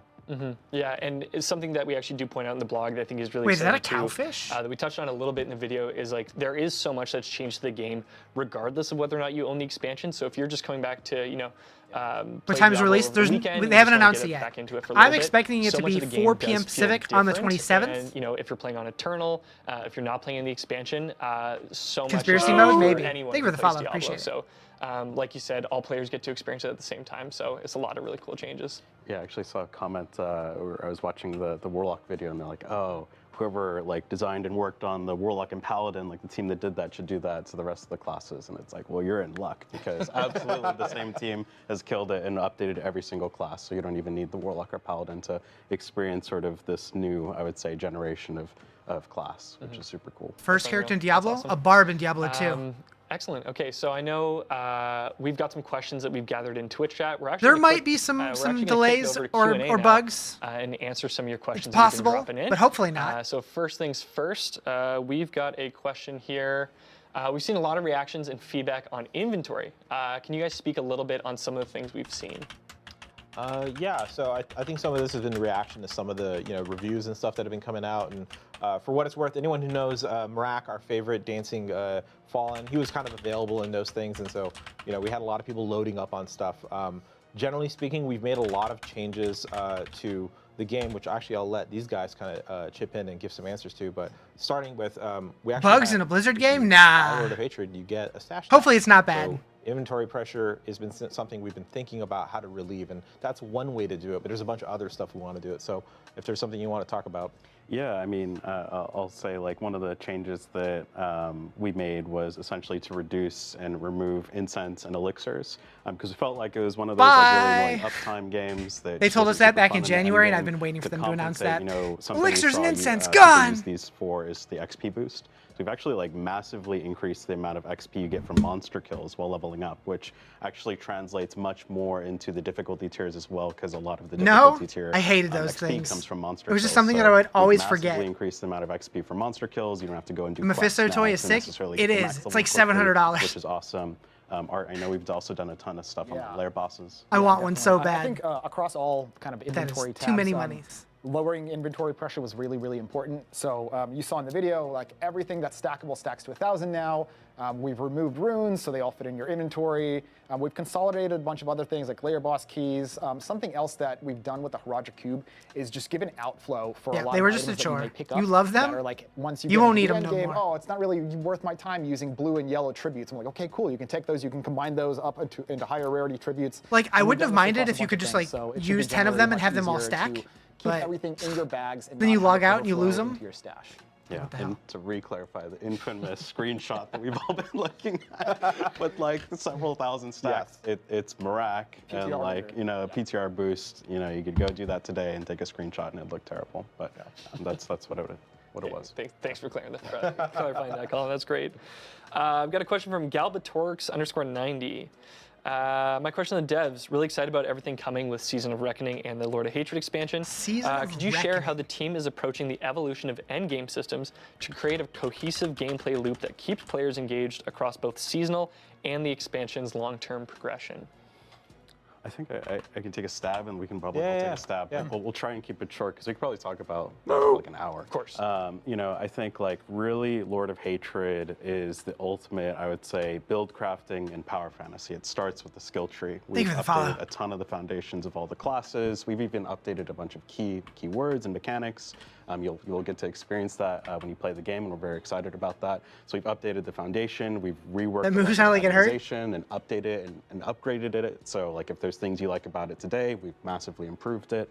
And then the power fantasy side, what what is a better power fantasy than being able to influence the world around you beyond just your character? And that's what War Plans represents. That's what the meta progression trees represents. So, you know, it's really about giving you a lot of control and giving you a lot of things to tinker with. Our hope is that you only see like a fraction of this every season that you play. I would be shocked if you're able to play every single class, every single build, every single War Plans permutation.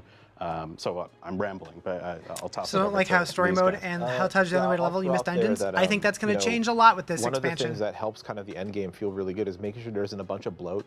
And you know, the game's in its, you know, has a couple years on it right now. Just making sure that we go through and are diligent about like, hey, is that serving a purpose in the game still? Does it need to be there? How important is it really? These things like elixirs and incense, how important are they really? They're just like a tax on your time to go make sure you have upkeep and things like that. But also down to the lair boss keys. Right? So do we actually even need that many? Does the game need that many? So anytime we can go through the game and find these places where it's like actually removing something, streamlining something helps make everything better, right? It uplifts everything else because now you don't have to waste your time thinking about these other concepts. So that helps everything be more connective, right? Because they're not having to kind of connect to a dead part of the game that doesn't really matter. Like elixirs, again, is a really good example of what was it really doing for you other than an XP boost? Okay, fine, here. Monsters just give you better XP, now you don't have to do elixirs, right? Yeah, I like that. It's like eliminating all the chores. And I think, you know, one of the great ways that's baked into War Plans too that you've mentioned before is how, like, if you don't have a key for a particular activity that you're getting into, it just makes one for you. It's not like, oh, you don't have to go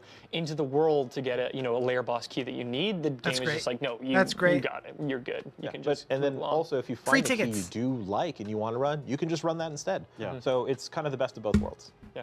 Yeah, absolutely.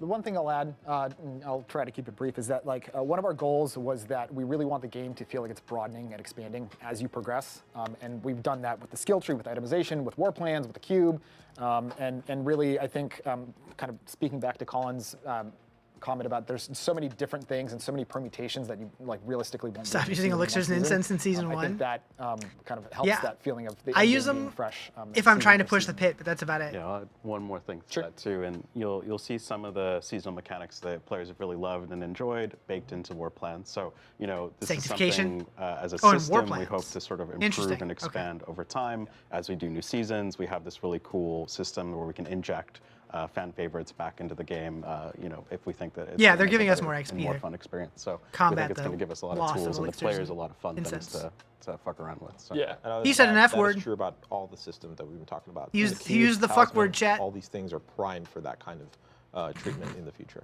Yeah, that's rad because I feel like every season, whenever it wraps up, we always say like, "Hey, will this come back?" Zero. It's like, oh, we might find an interesting way to bring it back, and this is a huge way where a lot of those systems are going to be coming back in a really fun and cool way. Absolutely. I feel like they're useful this season with Bloodsoaked Sigils. I've True. got a question from Mippy, one of our Diablo partners. Mippy. I know you kind of mentioned Mippy's this. a cool dude. I like will Mippy. the tower go live with the start of the expansion, or will the beta go live at a later time?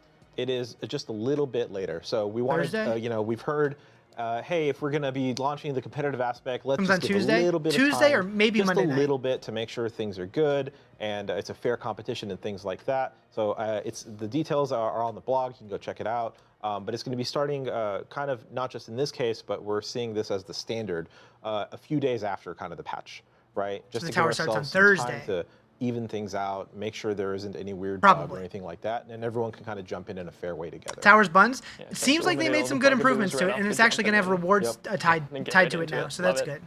Question from Farina at Diablo. How will War Plans function in multiplayer?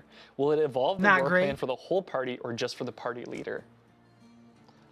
Yeah, I can take this one. Go ahead. So right now the War Plans are per player, but what we do is if you and I are playing, or if we're playing as a party, everybody gets essentially like a chunk of the reward, baseline reward. So if Zavin and I are playing and we do a Nightmare Dungeon, Zavin has a Nightmare Dungeon node, I will get essentially a reward cache and reputation or meta progression, we should say, for the Nightmare Dungeon skill tree. So it ensures that like when you're playing as a party, it's still efficient, even though the boards aren't always synced. Nice. Sweet. Question from Fame, another Diablo partner. Does the fish collection reset every season, or is it an account one and done kind of thing? So I mean, once you've collected a fish, you've collected a fish. But beyond that, you can fish for as long as you want. You can catch duplicates of stuff. You can it's not a one and done system. Like it's not like a quest, right, or a campaign thing where you just kind of do it once and you're done forever. You can keep catching fish, but the actual act of marking them collected, you have collected them once you've already found them. Heck yeah, nice. Loathe Burger, another Diablo partner. Will the loot filter highlights reflect on the minimap? So that's something that we're looking to sort of, it's not, I'll say that right now, it's not going to. We are looking to essentially gather a bunch of feedback on the loot filter. It came in hot. It's one of those things that we know players have been asking for, and we felt like, let's give this to the community. It's very much a tool driven by the community, so we want to hear what are the things that you want to improve in the loot filter. So please give us that sort of feedback. We know that's something that I personally want. I think we all want it, so that's just one of those things that we'll file away as like, we're going to improve the system. Oh yeah, you heard it here first. It's one of those things, it's like we are adding a map overlay. So there's a whole new way to kind of look at the world around you now just because of that. And we really want your feedback on how this is going to be interacting with both the maps, right? Not just the mini map, but also the map overlay. So let us know how you guys like it. Yeah, please drop us your feedback. And I mean across the whole expansion, we are going to be Thank you for absolutely the follow. eagle-eyed on the forums, on socials, just checking everywhere from our partners. We're really, really eager for the feedback, and we're also excited to just get this into everyone's hands. Yeah, absolutely. All right, Enigma 42K. With itemization and the skill trees being overhauled, how is masterworking going to change, and how is it going to affect the way they interact with skills compared to how they work now? We just updated masterworking in season 11, so we're not really planning on making any updates soon. Yeah, it still has quality. You'll still be able to get that through transfiguration, but we actually like how the system's working right now. So. Heck yeah. Yeah. Hell yeah. Nice. All right, our last question. I am the berm. I see the level cap now goes to 70. Does the Paragon cap rise as well? No, we're keeping it the same. We think that that's something that we think is like a good sort of thing to chase towards the end of the season. Right now it's like super grindy from 20 to 300, which we like because it's kind of like, okay, you've gotten all the major nodes within your Paragon. That was my Now, Discord, if you not just yours. really want to sort of grind out those core stats, you're more than welcome to. I will say we've also increased the amount of XP multipliers from Torment. So, if previously 300 was like close to within reach, like, I think I'm good. I'm not going to play Thought I had this that off. season. The deeper you go into Torments, that'll make that faster. So probably more people are going to end up reaching that max level. So yeah. Nice. I feel like we've all seen the dreaded calculation on the subreddit where people go Yeah, you yeah, hit yeah. 297, you're only halfway there, man. exactly. So I'm glad that there's that now, that XP boost to kind of push you to that extra. And there will be something fun we'll talk about towards the end of the stream, specific to Paragon that players should get excited about. But that wraps up our Q&A actually. Wait, what did you We're say? getting close towards the end of the stream. I do want to reiterate, for Q&A, there is a ton of information in the blog. You will notice the 3.0 patch notes are a bit lighter than usual, but that's because to list out all the skill tree changes would have been near impossible. So we've now just made that illustrative in the blog. So Illustrative. thank you. So yeah, I do just really want to make a note that I thank you guys for being here. I know it's an incredibly busy time. I am actually really excited to say as well that we are sim shipping this blog in all languages too. So that doesn't always happen, but everyone Sim can sit on shipping? that That's a time, word I've not heard before. on that information all at the same time. And I know we do Simultaneous, I have a few assume? call outs closer to the end of the stream that we're going to get into. We have the Jackson collaboration. We have another collaboration. It's a really important one. I'm kind of blanking on it right now. But I know we're going to kick it over to it soon. I see his mug changing colors. I really don't know. I don't remember. Sorry, I don't really have my notes up right now. But one sec, let me just kind of bump this around. We've actually got a very special video that we're going to kick it over to from one of our friends. Oh boy. Enjoy. Corn family, today is the day. We have Corn. something for you. We've heard from you guys for so long, desiring new music. Today's the day. We are so excited and pumped to announce to you our new song in collaboration with the Your high school self iconic screaming, nice. video game Diablo. The song titled by Jonathan Davis A group. himself is called Reward the Scars. as huge fans of Diablo, man, this is just a massive honor. And, you know, Jonathan is... Are his glasses really dirty, or do they just come like that? Most of you know. And his #1 game has been for years. He's the biggest fan of Diablo. So specifically for him, this is a huge, huge thing. And but all of us as well. We also have a video coming out, a killer video, intense video. Matt Lenz is definitely a show, right? It's coming out April 27th, 10 a.m. Pacific time and 1 p.m. Eastern.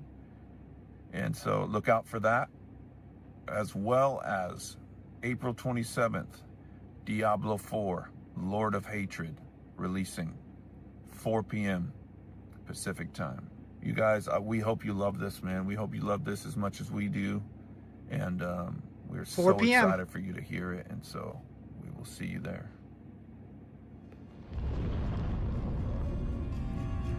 That's right. Thank you, Brian.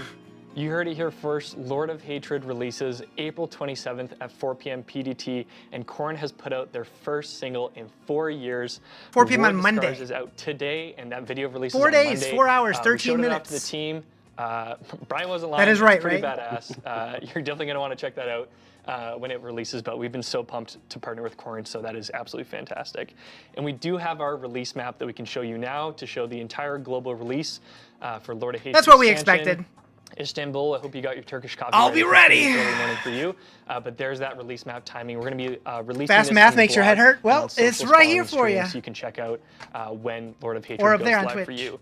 Additionally, today, pre-download goes live at 4 p.m. PDT on Battle.net, Xbox, and PlayStation. So you can pre-download the 3.0.0 build. Let the data When mining Lord of Hatred begin. Releases, you'll get into the expansion that much faster. And that begins rolling out at 4 p.m. PDT today for pre-download. So go and check that out. Holy moly. I'm also very excited to announce, or not announce, we've already had this promotion live for a little bit, but we've partnered with Trolley Gummies. Again, you can go to your local grocery store and get a bag of Mephisto branded Trolley Gummies. How much is it going to cost? It's $40. Get some weapon transmogs with your purchase, so you can go check Unless you mean out. the gummies. I don't know I how have much to the say, ever gummies since are. we partnered with Trolley, Honestly, the funniest collab, right? Hatred, there has been a rotating Trolley bag. What's in the my 4 p.m. household. today? I absolutely When love the these pre-download things. starts. They are sensational and delicious. And while you're at your grocery store, you can actually get a case of Diablo branded Fanta. We've got cases of Fanta Crimson Cherry. Only with they the had Paladin sugar-free on it. versions. And with your purchase, you can also get an exclusive in-game reward. It is a town portal that is Fanta colored. You can also get that just by going to their website and playing a game. Trolleys, get your Fanta. And, For the Fanta and one, have not a the great time. trolley so one. Enjoy that. Additionally, we've got some really exciting things going on in Overwatch. Overwatch is celebrating the launch of Lord of Hatred with 5 new skins and some other goodies in game. They've got sprays. They announced the time for name actual cards, expansion. Yes, you name it. it's that right up there. Mephisto skin looks phenomenal. They're going to have It's Twitch drops 4 as well, p.m. Pacific to celebrate on Monday the launch night, of Lord of Monday Hatred. afternoon. And they're also bringing back the original Overwatch Diablo skins that are available in Overwatch. So you can get the Moira Lilith skin is coming back, the Reinhardt Imperius skin, and a whole lot more. So you can go and check that out in Overwatch. Those skins look absolutely phenomenal. And I alluded to this a little bit earlier, but with the launch of Lord of Hatred, we've got a really exciting community challenge that you can sink your teeth into. So starting with the launch of Lord of Hatred, the Hatred's Downfall Community Challenge is here. And with the help of the community, you can earn this Helm of Hatred for everyone in Diablo 4. The challenge is this. Globally, we need to earn 266,666,000 Paragon points. Now that's across Eternal, that's across Seasonal, and that's for expansion owners and expansion non-owners. Monday release, so everyone who plays Diablo 4 can participate in this. Casual dads on the weekend, I see you. It's the same way they did it for the original launch and for Vessel of Hatred, so it's not a big surprise. We will be updating our global total on Tuesdays on our social channels, and we'll also have an in-game message that will, check it out Monday and then update you on how the community progress is going. So let's all band together, earn those Paragon points, and earn that Helm of Hatred in-game, which looks super sick. Super, super sick. We are also going to have Twitch drops that are going live for the expansion, so you can go check those out in our blog. You can get the Skull Bloody Axe cosmetic. What do you mean it's stuck? We've got an emblem as well, And we've got this gigantic mount trophy cosmetic that you can earn through both Twitch drops and support a streamer. So you can check out the details in the blog. Support a streamer. Wait, is that what we get for support a streamer? Go and check those out. Additionally, as Lord of Hatred comes out, we're all really excited to see your reactions. 4 days, so be sure to tag 4 us on hours, socials, 9 minutes. Whether you're a streamer or a fan. Yeah, it's minutes, not between the seconds. campaign, any sort of big reveal. You know, we've all just been working on this for so long, and we're really, really excited to see how you experience the expansion. So please tag us. We're really curious to see your reactions and how you enjoy everything in the Lord of Hatred expansion. Now, before we close out the stream, I do want to kick it back over to the devs we have here today. You know, Colin, Zav, and Art, is there anything you want to tell the players before they jump into Lord of Hatred? I'll say thank you to everyone who's been kind of with us on this journey. This is we are very excited to kind of close this arc, this Age of Hatred arc that we've been kind of building towards. So thank you to everyone who's been playing with us the first this whole drop. time. It's been exciting. I cannot wait until everyone jumps in and sees it all. I can't wait till I can do that. Go ahead. Yeah, I'm thank you, and I'm just ready to blast with everybody, like straight up. Yeah, me too. I mean, honestly, it's kind of a bad idea to put Art up here. I'm surprised we didn't say anything, messed up. But yeah, no, I can't wait to party with Art. We're gonna blast the shit out of the game, and it's gonna be super fun. Can't wait to do it with all of you. Can't wait to look at all the guides. We've kept a lot of things under wraps, so I'm super curious to see, how our build creators and how everybody who engages with the game. You have to make the game better now? Cool stuff. I mean, they've been trying for I a think while, but even this through, feels like a all the huge times we've step met up. for these streams too. It's like the energy is palpable that we're just so pumped to get this thing out the door and into the players' hands. Like, couldn't be more excited for it. Yeah, So. yeah, absolutely. Even the last boss. Oh, it's gonna be cool. There's so much to discover for Yeah, people. yeah, I can't wait. There's going to be so much. Yeah, it's going to be unreal. But yeah, thank you, all three of you, for being Can't wait here. to see how I know it's OP an Warlock will incredibly be. Busy time, but thanks for Warlock's being gonna here be for the fun. live stream. I want to give a huge thank you to the production crew. To Aizen's Rich and one of your everyone behind favorites the next to scenes. Zavin? It takes a lot of people to make these streams happen, so thank you to all of you. Thank you What to did they Team say they were 3, adding in the for all beginning? your incredible work on this expansion. It's really going to shine through. I mean, they're adding a You lot. guys are an incredible team, and it's, So I'm not it's sure an honor what to you work here missed. and be a part of this. And thank you to everyone at home for tuning in and for playing Diablo 4. We wouldn't be here without you, and it means so much to us that you've been here. And Lord of Hatred launches April 27th at 4 p.m. PDT. Pre-download goes live today at 4 p.m. And we will see you all in Scovos. They talk about seasonal theme. So they said it was the Season of Reckoning, which makes sense with Mephisto's Reckoning or whatever. I don't know if they gave any actual details about what that means, but the blog probably will have something. News.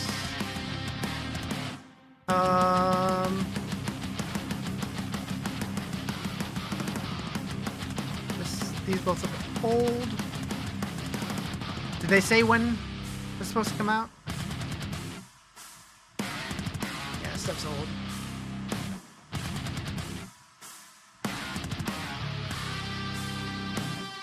Let's close out of that.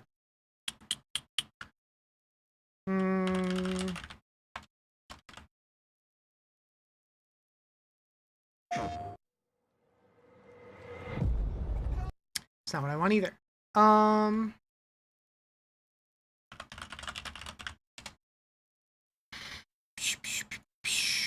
Okay, let's go back to the beginning of their live stream.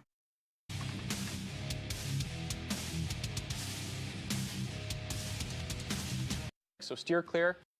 The new Korn song, which yeah, I thought we were gonna get a music video for the Korn thing. That was a lot. It really was. It really was. We're gonna be spamming this. It was a lot, but it was worth, yeah. Like I feel like they're even watching everything. I still feel like I missed a ton. Also, what is that? Is that not an exterior of the Dark Citadel? Did they really use that like a month ago? Is that not what that is? I don't know. Maybe it's not.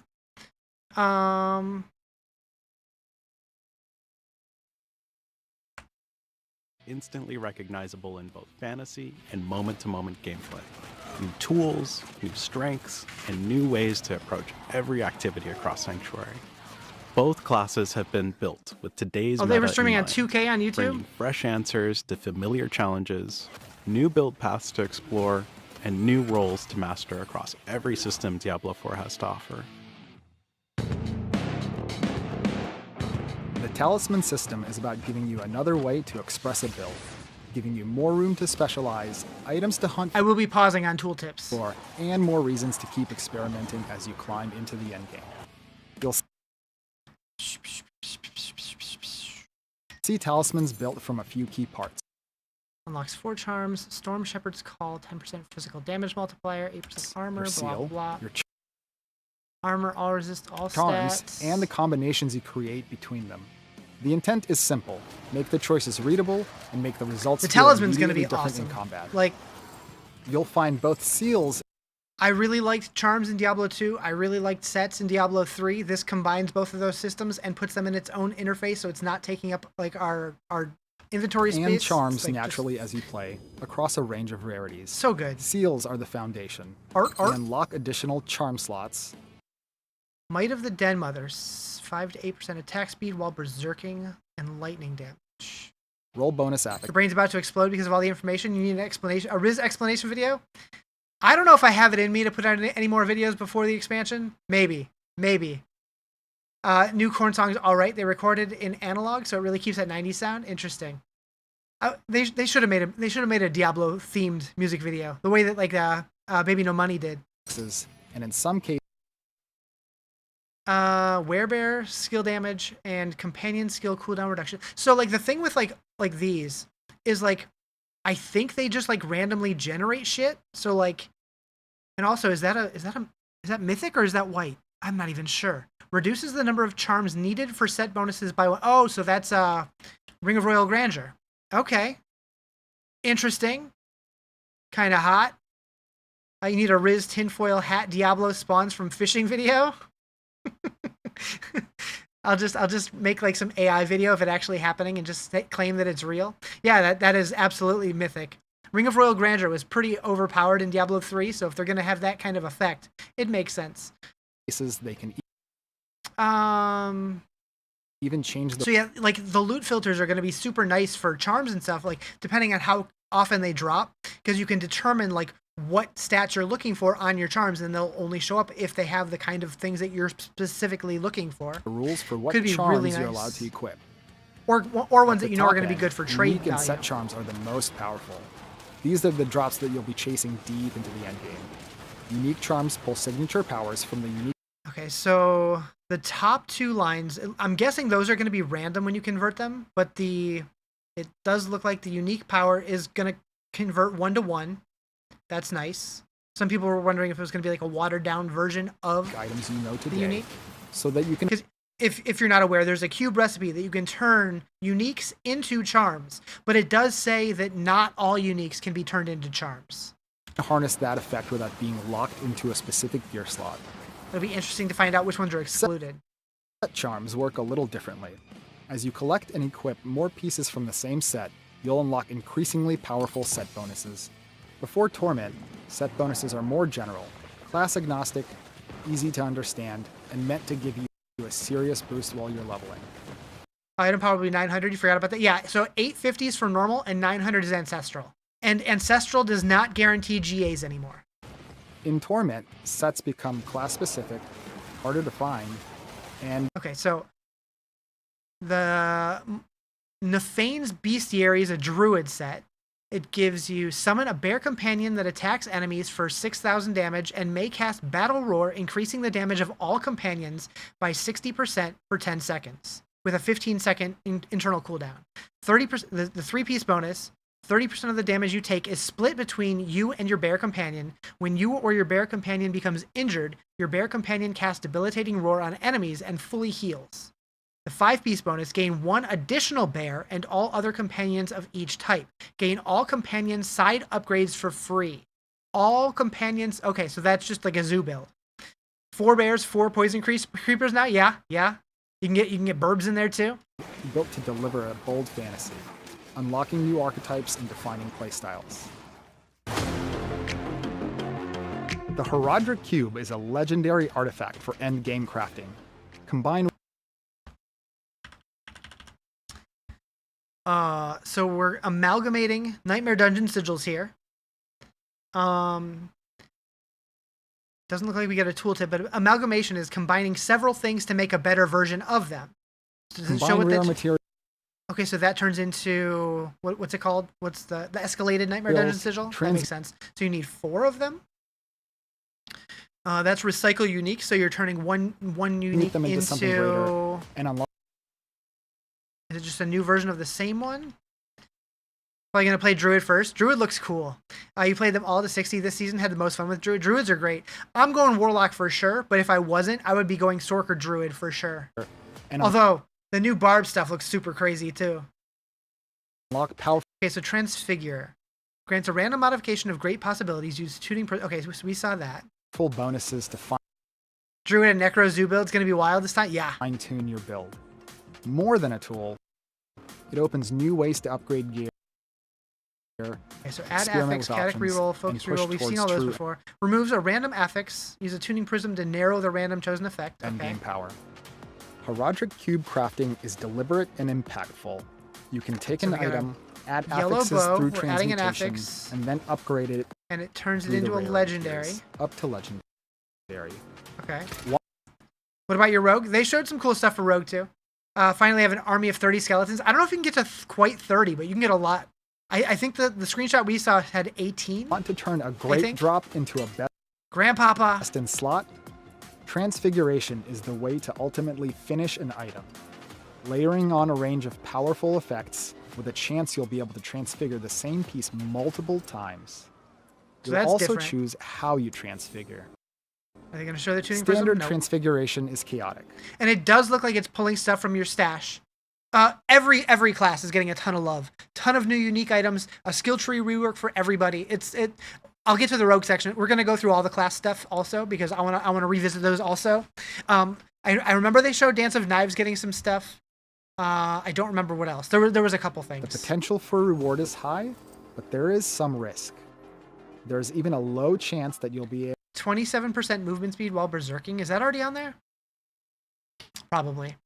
So the transfiguration added +4 able item to quality. transfigure the same piece multiple times.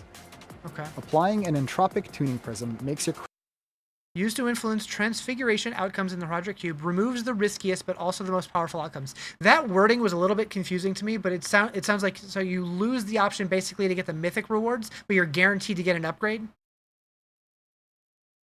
So like you're not going to get like downgrades or side grades. crafting outcome more stable.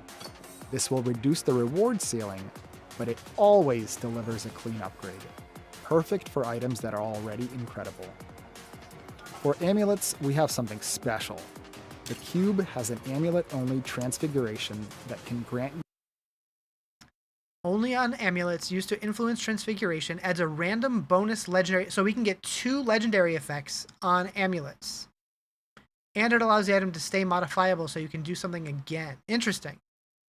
Wait, adds a random bonus. So could you technically use multiple of those on the same amulet and just stack a shitload? Or are we capped at some point? I'm guessing we're capped. you a bonus legendary power, and you can He says reroll it power, as so long as probably. you have the rare material to pay the cost. We love the variety and craziness. Okay, so Banished Lords gained 5.9% of your max life as Fortify whenever you deal direct damage. I'm guessing that's... Wait, is that just a legendary power? I don't Of recognize adding that an extra one. What am I getting notifications for? Is the blog out?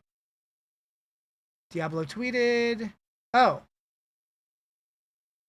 The Korn music video premieres Monday, April 27th at 10 a.m. Pacific time. So there is a Korn music video. Glad you're going over this again because you only heard bits and pieces. legendary power onto high-end gear. Legendaries, uniques, and even mythic I don't know if items. I'm going to go through the whole stream, but at least the video portion of it. So we've distilled that fantasy into a dedicated recipe you can use specifically on your amulet. Sometimes the best way forward is How many things you got to put in there?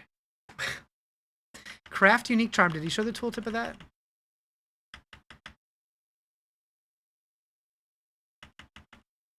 Nope.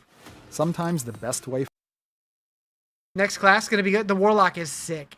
Okay, so a unique amulet, 3 unique charms, and a bunch of crafting materials.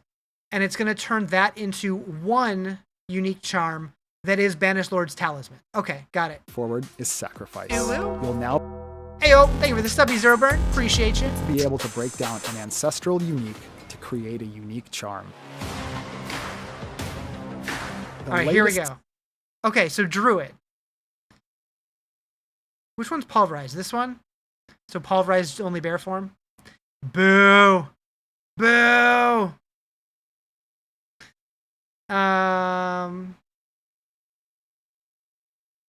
So this can be all three. This can be bear or wolf. Much less excited now? Yeah, that's sad. Skill tree updates are here to give you This is what, landslide? clear, meaningful choices as you build. Great Orb of Fire. Frozen Orb becomes Pyromancy skill that deals 300,000 burning damage over 2 seconds and explodes for 181,000 fire damage. Frozen Orb will consume 1 stack of Overpower to explode 3 times along its path.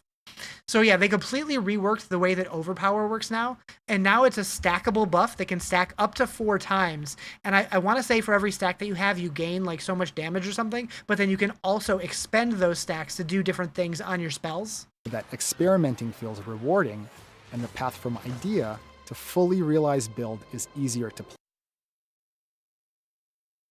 plan and more fun to iterate on. Itemization is the other half of the equation. With these system-wide updates, your item choices can meaningfully amplify a build, and they're designed to work in concert with everything else. The thing about the skill tree, though, is one of the things that Zavin kept talking about. I don't know if it was during a live stream or when I was talking to him, but he was talking about how all of the systems that they're modifying, they kind of redesigned a lot of things with the intent of them being expandable over time. Hopefully that includes the skill tree rework. And we did see that Familiar is getting 4 options. So maybe down the road, like other things, thank you. Maybe other things will start getting more options also. Maybe, hopefully. We did also see here that some of the legendary aspects now have 31 ranks. Some have 3, some have 21. So a little bit more variety there. Also, what is this symbol there? Is that Warlock? No. He's on a barb. What is that symbol? I don't know what that symbol is. Changes to legendary aspects, uniques. Go back. Okay.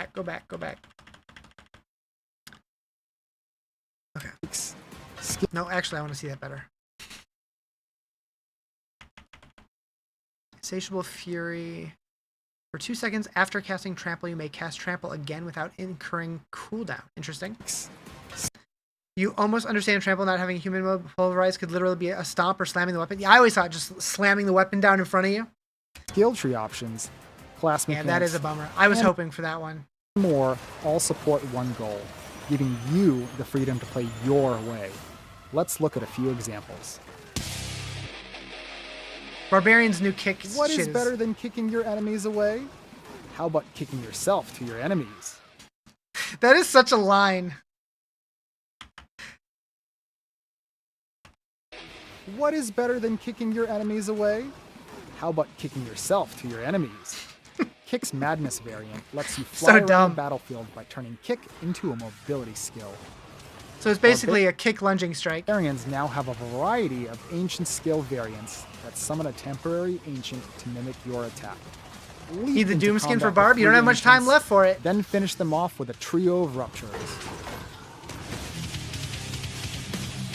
Druids can now choose their skills' shapeshift forms, and each form comes with powerful bonuses. Human form grants more resources. Werewolf form... Although, just because it's not on the skill tree doesn't mean that there's not a unique that allows it. So that's one thing that we have to still consider, be open-minded towards. Maybe there's a unique that lets you change, pulverize something else. Maybe. Wishful thinking, but maybe. Grants more offensive power, while Werebear form improves your survivability. Trample's variant leaves sundered rock along your path and a large burst at your target. Trample can now be used as a werewolf. They just hate you specifically? Maybe. Rather than charging along the ground, you quickly leap to your target. Druids can now unleash the fury of the wilds. This unique ring causes your shape-shifting skills to grant berserking and ferocity, bringing these powerful mechanics. Have druids from the had berserking barbarian and before? Spiritborn to the druid. You can take it a step further by synergizing Fury of the Wilds with the additional strikes upgrade for Lightning Storm, increasing the number of lightning strikes for each ferocity you have. Walmart Warlock. Necromancers can now customize and upgrade their. You don't play Eternal, but does anyone know they would get all the skill Paragon points if they don't have the Season Journey? If you don't have the Season Journey, you get it through Renown. So they basically just moved Renown to the Eternal Realm. Minions via the skill Or made it tree. so it only works in the Skeleton Eternal Realm. mages are now a core skill, costing essence to initially raise, but lasting in. Berserk was unique to Bard. That's what I thought Use also. the singularity. It looks like variant druids to can have it now instead too. Focus all of your essence into a single powerful but short-lived mage. Skeleton warriors are passively raised from nearby corpses, and activating their ability commands them to instantly attack a targeted enemy. The Book of the Dead now also enhances your minions with the powers of bone, blood, or darkness, allowing them to interact with a wider variety of legendary and unique effects, such as Aspect of the Void. All classes get it in the new expansion? Maybe. With the Cathan's Righteous Will Talisman set bonus, your enemies will cower before you, immediately being feared for a short time Oh, when they see Haikosa. you. You also reflect stun and knockback effects at those foolish enough to try to control you. Paladins can unlock ultimate power with the Light's Epiphany Talisman. When you cast Arbiter of Justice, unleash all ultimates, triggering Heaven's Fury and Fortress, and replacing Arbiter of Justice with Zenith for 10 seconds. Gain 500% multiplicative increased damage with Disciple skills for the duration of Arbiter of Justice. All ultimates are also Disciple skills. Holy. Holy. Holy. Set.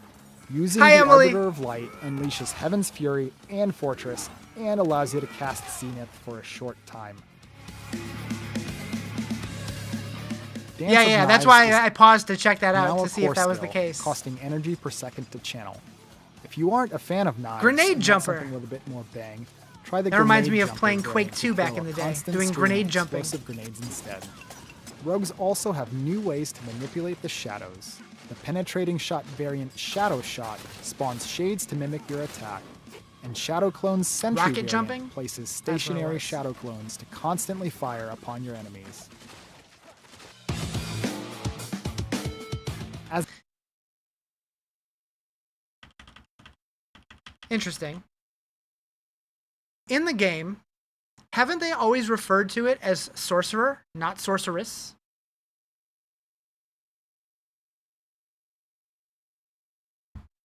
As the masters of fire, cold, and lightning, Interesting. the sorceress weaves these elements together in their new skill variant. You don't think so? I'm pretty sure. Charged Bolt's Burn Through variant causes the bolts to release globs of fire on impact, rather Let's find out. Think it's been back and forth? In the game? Thank you for the follow. Appreciate it.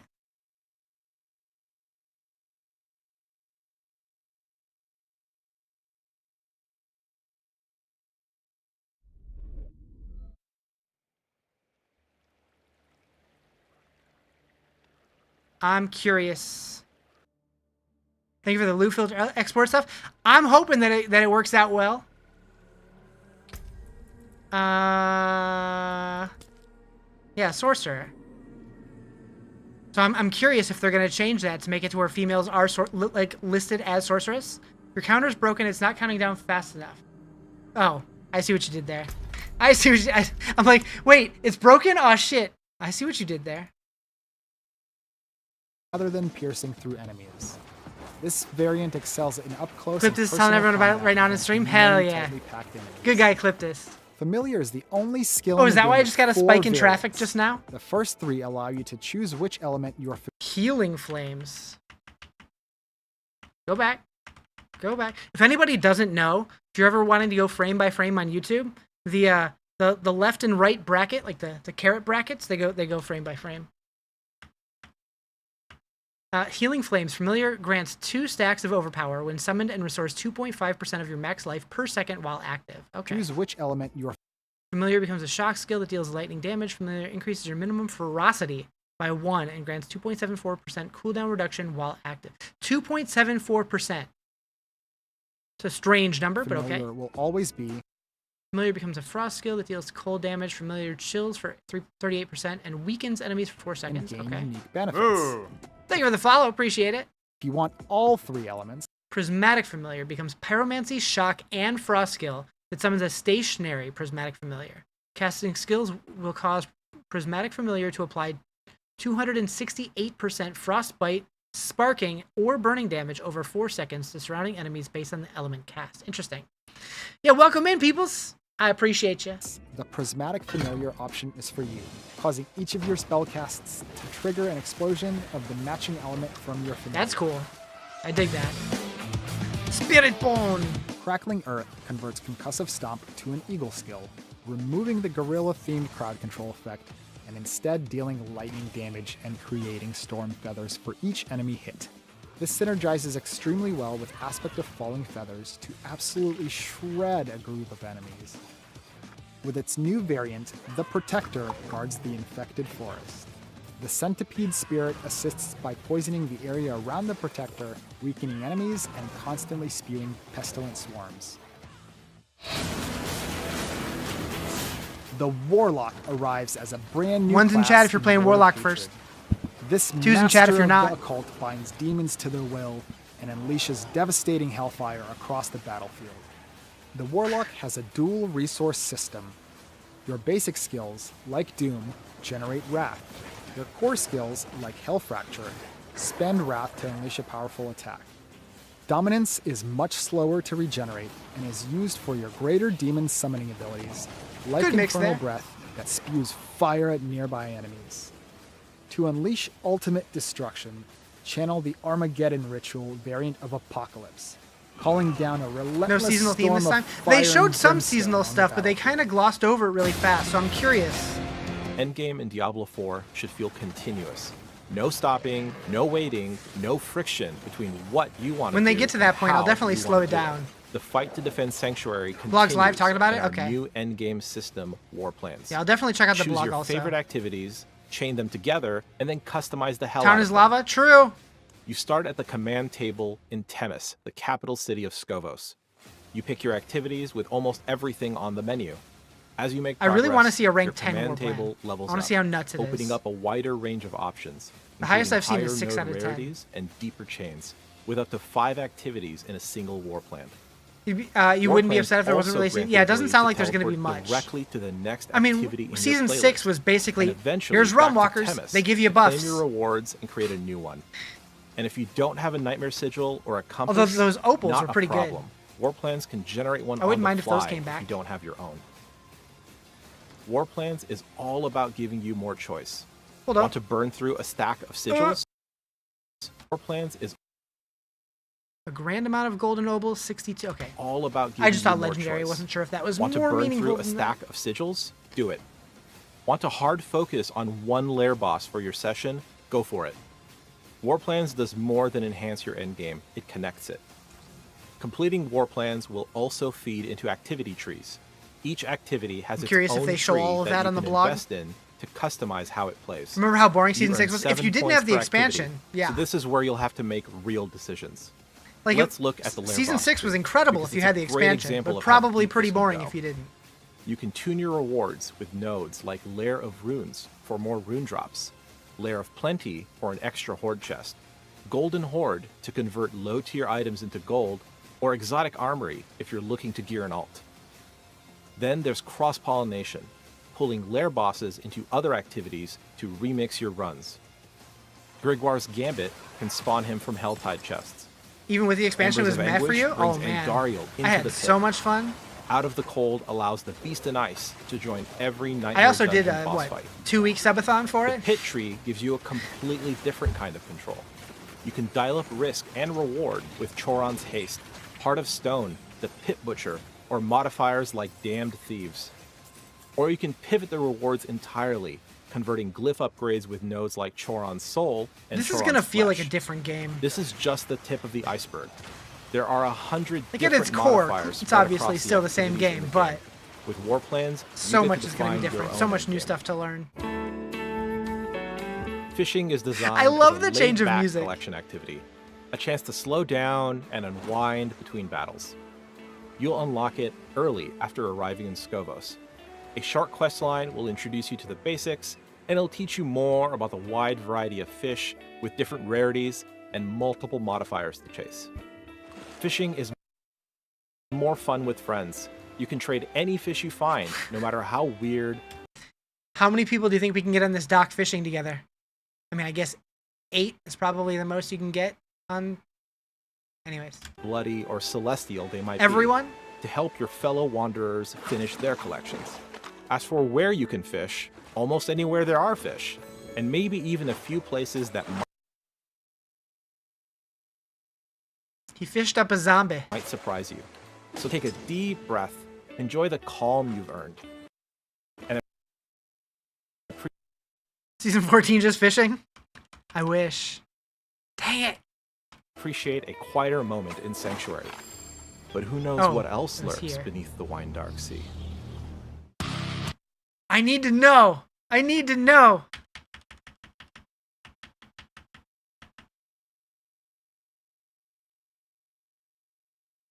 As soon as I see that area, I'm fishing for sure. Wine dark? That means red? Wait, what? When Lord of Hatred is released, we'll also be making major updates across both seasonal and eternal realms. Permanent updates across realms will include the major skill tree improvements we've discussed, alongside a level cap increase to 70, extending torment tiers, a loot filter, map overlay, pathfinding, plus a pit overhaul and itemization updates. For players on the seasonal Okay, here realm, we go. there will be character resets, a refresh to Use Nightmare Sigils to enter and complete Nightmare Dungeons on Penitent difficulty or higher. Complete world events with Mastery and Penitent or higher. Visit a jeweler. Okay, that's just the basic season rank challenges. easy shit. No new rewards from that, really. With new rewards. Enclave of Darkness, Tier 12, Torment 1. Tier 12, Torment 1. Tier 12? Complete Enclave of Darkness, Tier 12. Like Pit Tier 12? Confusing. Okay. And updates to the tower. Gain Artificer Favor by climbing the tower. Every tier successfully cleared grants 1 point of favor. Okay. And leaderboard beta, all falling within the Season of Reckoning. This season brings I like that we're getting 2 some additional rewards. Okay, hold up. Pit Tier 12? Yeah, that's what I'm thinking too. Pit/tower. Okay, so rank 7. Open 10 tortured gifts with within a single hell tide in Torment 8 or higher. Roman numerals are hard. Within an infernal hordes, defeat Bartok, Lord of Chaos, and open the spoils of greater equipment chest. Okay. Use an escalation sigil, defeat Astaroth, and the amalgamation of rage. Okay. That gives the same rewards that we're used to getting. 1600 Obdicite. Okay. Season brings 2 additional. Complete war plans planned in Temis in Torment 9 or higher. Reach Paragon 250. Dive deeper into the pit located in the Artificer's Obelisk. Season. And unlock the hidden powers within.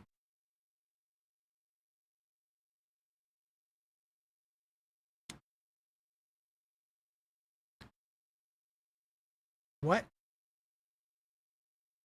Ranks. Is that just glyph Unlocking power? over Reach activity level 5 on any 5 war plans. Equip a mythic Herodric seal. So there's her mythic seals. Interesting.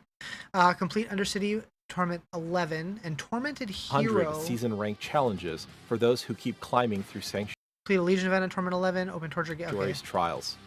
Push past your limits. Conquer. So the fact that the highest end seasonal thing, they said push yourself to the limits. That was Torment 11. So 11 and 12 seem like they're meant to be aspirational, where like 1 to 10 is kind of the expected. That's what I'm getting from that. Fresh objectives and claim rewards worthy of your growing legend. With this update, we're here to make more affixes matter and make item choices contribute meaningfully to your own. Heard rumor that 12 was supposed to be unplayable. I'm pretty sure there were people in the press event that were playing it and doing okay, but they did have Marak or whatever, the PTR vendor, and so they had access to literally everything. They had all their glyphs maxed and everything like that. So it's definitely going to be much more difficult than like current endgame. overall power. Which is great. Common, magic, and rare items contain meaningful value in endgame because they can serve as crafting bases. You can After classes clearing 12, and those classes will be the ones getting nerfed? Probably. later add affixes to them and upgrade their rarity using the Rizarjay cube. I'm so excited for the cube. They will continue Brack to sounds drop like a in parrot. torment difficulties, Brack. including as ancestral items. And they can also roll with greater affixes, Wait. including Rizarjay cube. They will continue to drop in torment difficulties, including as ancestral items. And So yellows can be ancestral with GAs. I'm assuming, does that mean blues and whites can too? Because that would make sense since we're going to be upgrading. So that means that you might have like a loot filter rule that says like keep any gloves that have GAs regardless of what quality they are. So like you might have a loot filter rule for white gloves or whatever. they can also roll with greater affixes. With this update, auto-salvaging of lower rarity items in Torment has been disabled. Something I heard them say something was disabled earlier. That makes sense. I was wondering what that was. we're excited about is damage multipliers on gear. Gone are the I saw days of tossing physical, I out saw items fire. with additive I'm damage. curious what else there is. Damage multipliers stack additively with themselves, but are multiplicative. Does it really drop on the 28th? The 27th at 4 p.m. Pacific time. Vastly leveling up the item game. This and clock depth or when it that comes clock, to the depending on perfect what item. format you're watching on, is For accurate. uniques, we're opening things up by reducing the number of always fixed affixes and rolling more from the available pool, giving you room to chase truly optimized combinations for your build. Tempered affixes went through an overhaul. Unique and What up, De Niro? How you doing? Go back. Okay, so tempering recipes, 5 to 10% damage. Damage to card-controlled enemies, damage to close enemies, damage to distant enemies. Damage when spending resolve, damage per overpower stack, damage while berserking, damage when swapping weapons, and bleeding damage. Okay, so this is barb stuff. Artificer, you say? mythic items can now be tempered. Yeah, unique item. Wait, did you say mythic too? Tempered affixes went through an overhaul. Unique and mythic items can now be tempered. 200 legendary aspects have been refreshed. So a lot at with 11, design a lot at updates. 21.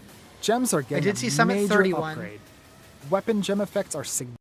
So these, I think you're going to have to make in the cube by getting 3 grand gems. I don't know if you'll be able to craft these at the jeweler or not. Significantly stronger, and we're including new gem tiers. We've heard 27th worldwide. So it's the 27th at 4 p.m. Pacific, 4 p.m. Pacific time. But in some places of the world, that is going to be on the 28th, just depending on time zones. But it's the same time for everybody. feedback on stackable items. Moo. And we've increased the stacking you size for the to follow. Appreciate it. 1,000 to help with inventory management. On the quality of life side, one of the biggest additions is the loot filter.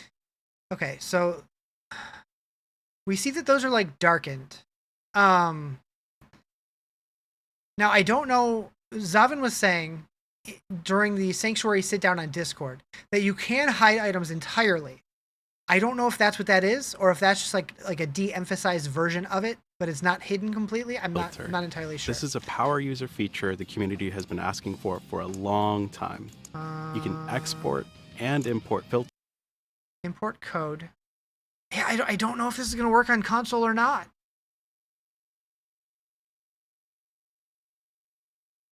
Well, I mean, I guess most modern consoles do have mouse and keyboard support, right? The patch notes are up. I'm going to go through those after this. One of the biggest additions is the loot filter. This is a power user feature the community has been asking for a long time. You can...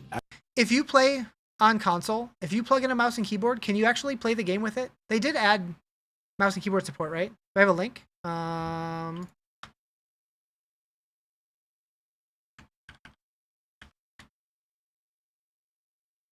Export and import filters, hide item text, hide ground effects, hide... Okay, wait. So show, hide text label. That's probably what the dimmed out ones are. And then hide all. Not at present? Could have sworn they said that they did add to make that. the drops that matter instantly stand out. Hunting for the perfect 4 out of 4 base, you can call out the affixes you care about and set Okay, we already the saw minimum that. number required. You cannot play with mouse and keyboard. You can type with a keyboard. Okay. But I wonder if, like, can you, like in a text field in Diablo you can type? Because that would make me think, I don't know how you would get the code, though.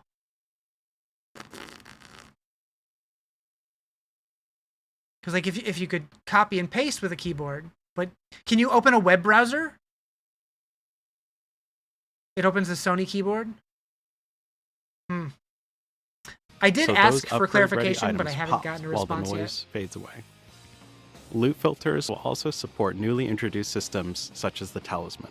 I'm guessing that's what it looks like when you recolor an item. I'm curious if it changes the color of the beam. Those are close enough to where I'm not sure if that would change it or not. A QR code would make a lot of sense.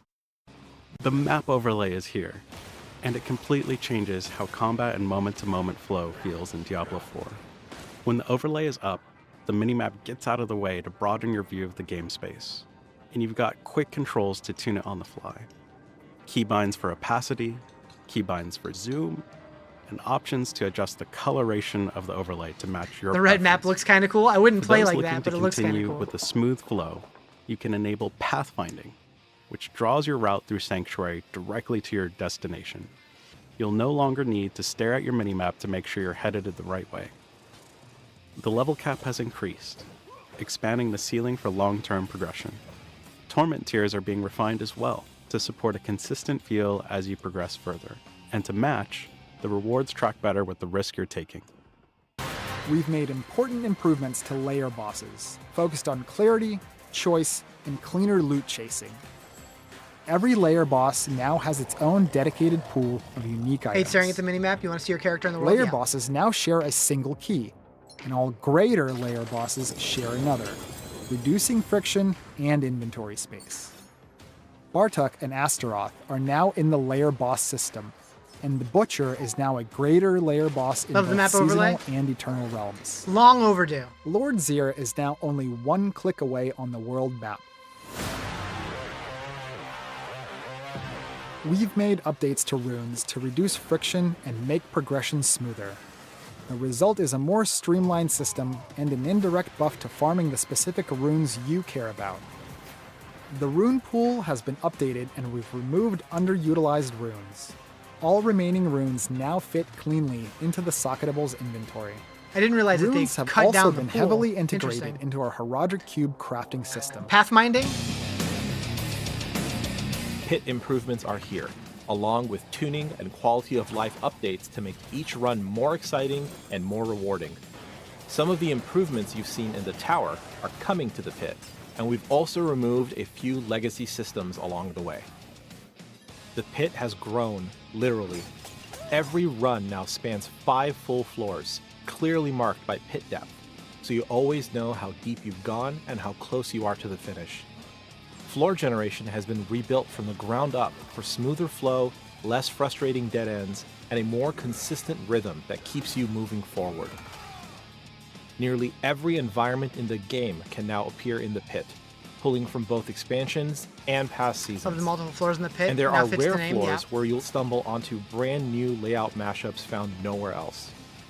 Yeah, I To hope keep it the feels focus good. on action, we've also removed death and resurrection penalties along with boss shadow attacks. That guy looks cool. Spawning in Have the we seen pit him has before? been tuned to feel fair, deadly, and exciting. Shrines now use a flat spawn chance, giving each run a more consistent baseline, while still allowing for the occasional lucky spike. Almost every variant of every monster family can now appear, including very rare and special populations. Progress now scales with real danger, meaning Very tougher rare and very special populations. Are you guys thinking what I'm thinking? Moo moo moo moo moo. Moo moo moo moo. Perfectly timed. I'm thinking that might be in cows. Thank you for the enemies push follow. the bar faster. And yes, treasure goblins can now invade the pit, alone or with all their friends. With bosses, goblins, and treasure chests all Follow was capable coming. of They dropping kind of loot. teased that like right away after Pit this video, mastery right? objectives are now fully formalized, with the tracker Thank you for the clearly heart, man. showing Appreciate it. both party and personal progress. Boss encounters waste no time. Bosses now ambush your party by spawning directly on top of you, and without clearing Is that a existing boss? enemies. On top of that, the pit will now pull from the tower boss roster, injecting even more variety and unpredictability into every run. Since we introduced the tower and leaderboards, it's been incredible to listen to your feedback, watch the competition evolve, and keep learning. I really like that they changed the format of these to have like more of a video presentation going through all these changes. It just flows so much better than them just like sitting around awkwardly in chairs talking about it all. The Artificer's Stash is a new feature coming to the tower. This provides valuable caches that contain items with guaranteed greater affixes, along with currencies and even lore books. These treasures can only be earned by climbing the tower, and first-time completion of higher tower tiers awards the Artificer's favor. The new build viewer captures a snapshot of every build that ranks on the leaderboard. When you click a top player's leaderboard entry, the viewer displays that saved snapshot, making it easier for everyone to see which builds are performing Coral best Hero, in tower Plum competition. Hound, Beige New Ogre, Olive environments, Badger, hold monsters, on. and bosses are arriving. Quartz Badger, Garnet Wisp, Mauve Ogre, Neon Moose, and Garnet Loa. All right. In tower competition. New environments, monsters, and bosses are arriving to keep the tower experience fresh. In addition to starting a tower My run, puzzle when you brain exit is the like, is there a circle, secret message your in there run somewhere? will now automatically begin after a brief countdown. And hey, did you mess up the run? Did you just barely make it? Did the Orb Goblin run away? Is that the best you got? The Artificer himself will now offer some commentary. Please try your best. He is watching. Lastly, we're making tower competition timing better and fairer. Based on player feedback, leaderboards now start on Thursdays after a release or patch. This permits the time needed to address any major issues before the community-wide competitive aspect of the tower begins. That's a quick look at what's ahead with Lord of Hatred and Season How many M's and O's are there in their name? of Reckoning. Moo? We'll have more details Moo, in our moo, moo? blogs, patch notes, and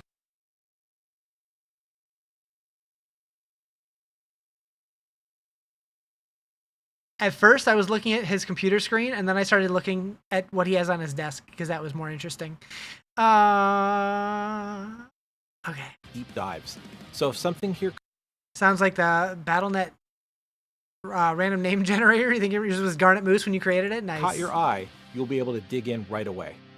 See you all in Sanctuary. Okay, so what he says at the beginning here, when he asks Colin what he's most excited for. Okay, that is a lot to chew on. As Alvin mentioned, the answer to those questions. Very familiar cast of crew. We've got Colin. We do also have a bit expect to see an update season as it is the same time as the expansion. Okay. And I know this is going to be a little bit different of a season because it is coming out in tandem with the expansion. What can players kind of expect to see for Season of Reckoning? Yeah, so kind of as we covered, there's a huge slew of automation updates. Makes the phrase a lot to chew on. Skill trees have been revamped for every single class. There's just a ton there. In addition to that, season rank has actually expanded. There's more of it. It's over 100 different objectives to conquer, and eventually Tower will be turning on, as we said. But yeah, this will be kind of a special season to keep focus on the expansion. And the idea is future seasons will return more to the regular stuff that we're used to. And you'll still be able to play the campaign and all that good stuff, both in Seasons and Eternal, whatever tickles your fancy. Mm-hmm. And I love to for Season of Reckoning because so much of it relies on seasonal rank. There's so much that you get to passively do just as you're playing the game, right? So it's not as though you have to. It silos you to a totally different content piece. You get to chip away on it just as you're playing through the expansion and everything else. So yeah. There's also a lot of goodies packed in there. A ton. Yeah, a lot of rewards spread throughout. Yeah, gotta love some rewards. But of course, I do really want to know from you guys, with the expansion coming out soon, with so much launching, what are you all most excited for players to get their hands on for the Lord of Hatred expansion? Yeah, I would say something that exists in the game. I would say probably the players to get their hands on for the Lord of Hatred expansion. Yeah, I would say something that exists in the game. I would say probably. What doesn't exist in the game? A non-existent level? Something like the Moo Moo Farm? The skill trees. I think, we've talked to death about it, but really it's hard to sort of understate or overstate, I should say, how transformative it is to actually play with it. Like, it's actually hard for us to play on live right now just because there's so many more builds. Art mentioned in the video that we touched like over 200 All right. It's the time. It's the time for this thingy.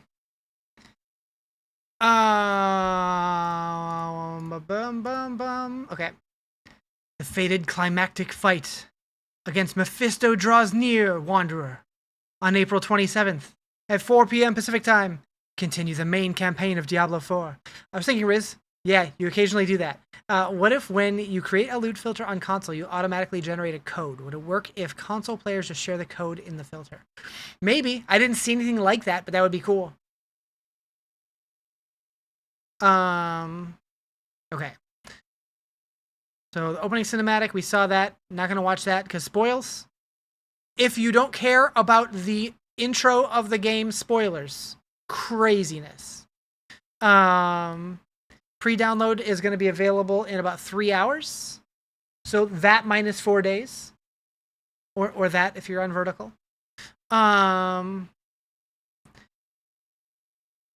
This looks mostly the same as what we've seen. They updated this side a little bit. Okay. 2 hours, 19 minutes? They said 4 p.m. Interesting. I don't know. Should be 3 hours and 14 minutes. Or 3 hours and 19 minutes. But you could be right. For example, be your guinea pigs then. If they would have announced the Switch 2 version, I would have been my own guinea pig. I would have pulled out my Switch, but nope. Who are you? Neat. The next dark chapter, there's a plane flying really loud. Whispers spread across Skrovos of a prophet who is tainted in... That's not what that said at all. Whispers spread across Skrovos of a prophet who has landed in Themis, the gleaming capital. That is so loud. That is so loud. Demonic forces spill across the shores while Mephisto's faithful followers overtake Sanctuary, twisting devotion into devastation. You see the threat clearly now, and the stakes have never been higher, with old friends and unlikely allies. I know who the unlikely ally is. I've heard rumors of the old friends. I told you that your clock is wrong? No, it's not!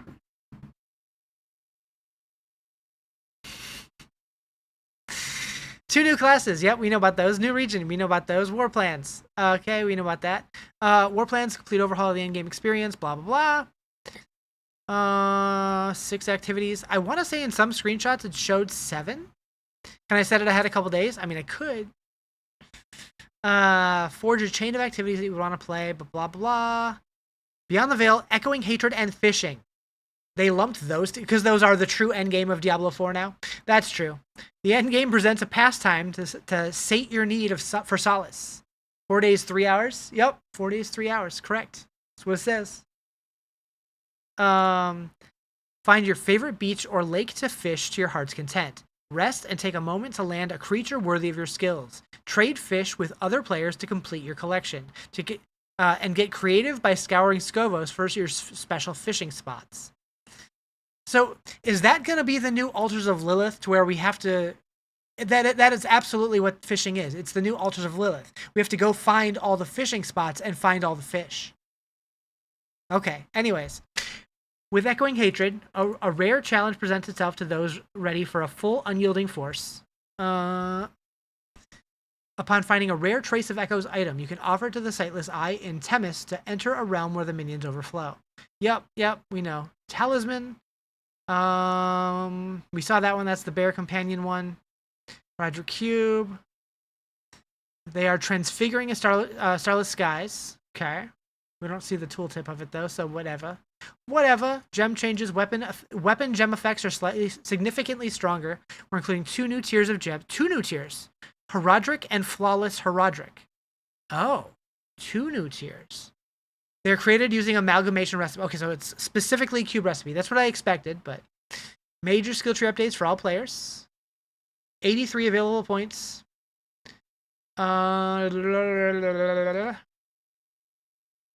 Many passives and key passive nodes are moving to reimagined legendary aspects and uniques instead. Confirmed. Okay.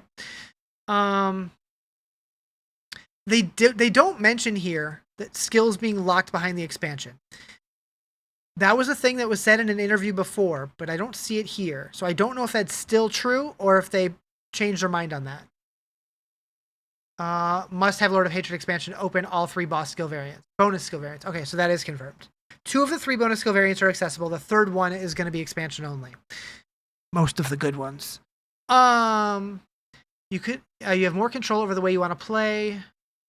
Druid skill tree changes. Many druid skills have shifting choice nodes between the second branch and bonus skill variant, branches that allow them to define which shapeshift skill. Gives druids more freedom to lean into a specific form, concentrate on rapid shifting. Companion skills and 3 other skills, Earthen Bulwark, Cyclone Armor, and Hurricane, are now form agnostic and do not change your current form. Storm skills can either be human or werewolf, except for Cyclone or Hurricane. Earth skills can be either human or werebear, except for Earthen Bulwark. You cannot shift into human form from any native werewolf or werebear skill. Bummer. Nature skills that adopt a shapeshift form do not add the shapeshift skill tag. Garbage. I agree. Maybe they'll unlock that later. Maybe. Hopefully. I hope so. When a skill gives a choice to change forms, selecting a skill's native form always gives a bonus. For example, Trample is a werebear skill, so choosing it to keep it as a werebear adds damage to Trample. Changing Trample to werewolf turns the Trample skill from werebear to werewolf and changes the animation into a leap. Okay. They really do hate human form. They don't want us playing as human at all. Yeah, it does seem that way. What up, Proxy Pain? How you doing? Necromancer skill tree changes. Okay, Raised Skeletons has been split into 2 skills, Skeletal Mages, which are summoned with Essence, and Skeletal Warriors, which are summoned passively from corpses and can be commanded to attack targets. So you can target who you want them to go after now. That's cool. Skeletal Mages, Skeletal Warriors, and Golems are now part of the Necromancer's skill tree, offering far more customization options to fit your build and playstyle. But this leads to the obvious question: what happens with the Book of the Dead class mechanic? The Book of the Dead remains largely unchanged except for sacrifice. While you summon minions with the skill, you still use the Book of the Dead to define your minion type and choose upgrades if you're keeping the minion active. However, sacrifices change, and it can even be used with active minions. Sacrifice will give bonuses such as extra crit strike, resistance, and essence regeneration. The difference is that sacrifice doesn't eliminate the ability to summon minions as long as you have skill points invested and have them on your skill bar. When sacrifice, skeletal skills create fewer minions and golems do less damage.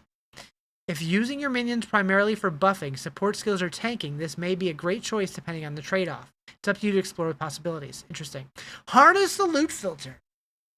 The long-awaited loot filter is finally here. Using this handy tool to hide, show, or color code gear items that drop or exist in your inventory. Oh, it changes them in your inventory too? Hot shit. This gives you heads up to the items you're most looking forward to and ignore those that you don't care to pick up. Loot filters do not affect non-gear items such as temper manuals, reagents, gems, or currency. Interesting. I guess that makes sense. You wouldn't really want to hide those anyways. Open the loot filter by clicking the button. Thank you. It's under options, gameplay. It's not just in the escape menu. Check enable loot filter shortcut on game menu to add a loot filter button to your game menu. Interesting. This applies to all characters on your account for easy access. Creating a new filter. Open the loot filter to create filters and set rules and conditions. Click New Filter and name the filter something to identify it easily. Click Add Rule to tell the filter what to do. You can add anywhere from 1 to 25 rules to a single filter. Use the quill icon to rename the rule for clarity. Click Add Condition to tell the rule what to look for. You can have multiple filters, but you can only run one filter at a time. If you have a filter with many rules, but want to turn some of them off temporarily, you can disable individual rules by removing the checkmark. This allows you to tailor filters to specific farming goals. Rise, Diablo 4! Seriously. Setting up rules, you can hide text label, hide all. When dropped, hidden items will show no text and cannot be picked up, unless the condition is turned off, or loot filters toggled off. Hidden item types still appear in your inventory stash or on vendors. Okay. Game menu. Recolor. Change the defined item's text to make it stand out when it's dropped in your inventory, stash, or equipped, or available on a vendor. That is so cool. So one of my default rules right from the beginning, anything that increases your codex of power is going to be pink.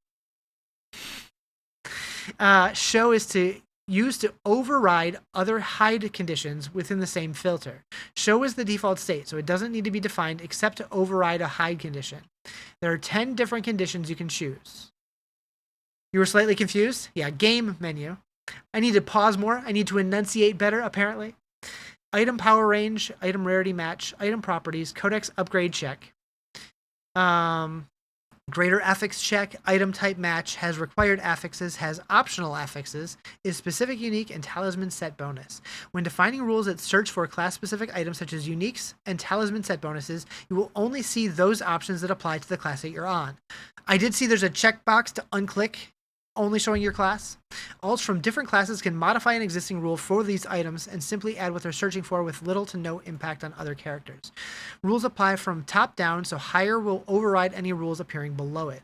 Below is a simple example of a filter that will hide all magic quality gear except for those with willpower affix. Has required affix to show willpower, item rarity match, hide all magic. Okay, I feel like that just makes it more confusing. Toggling loot filters. If you want to look at a pile of hidden booty, they put booty in patch notes. I'm just saying they put booty in patch notes. Actually, I wonder, would this look okay if I do this? Yeah, that's still readable. Okay. Exporting and importing filters. And here's more good news. You can export filters to share with your friends and import filters created by others. Export. Select the filter you wish to export in the drop-down menu. Click the 3 dots, copies the filter string to your clipboard, paste it to a text editor, and save. Okay, so this sounds like it's the same as D2, where it's not going to work for console. I hope that's not true, but that's what it sounds like.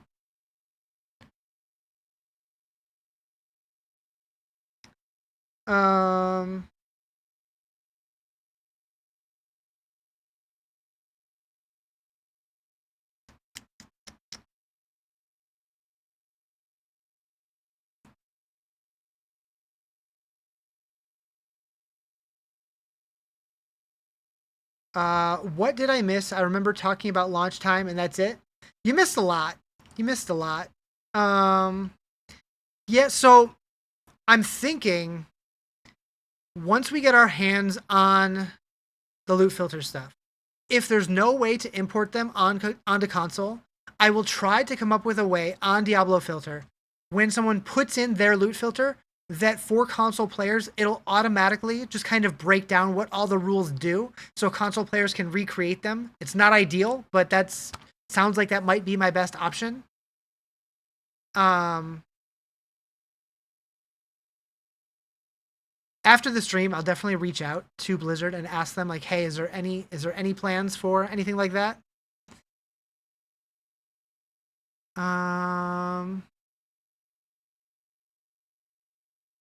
So yeah, this is super interesting that like unique items are not always going to have the same stats on them anymore. Some of the lines will always be on them, like weapon damage is on all of them. Int is on 2 of the 3. Life on hit is on 2 of the 3. Cold damage multiplier is only on the left one. So yeah, some of the stats are always going to be rolling on them, but other ones like Razor Plate will always still have the thorns because that's like its identity. But they're not always fixed anymore. But mythics will be fixed.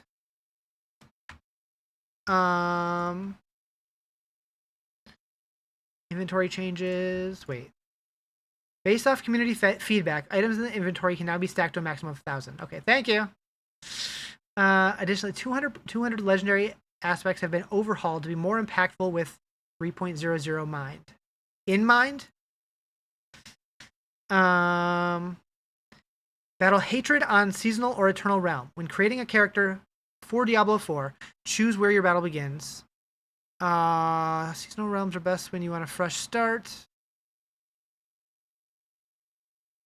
Does this not say... So is there literally just like nothing for the season? It's just the season journey? Okay.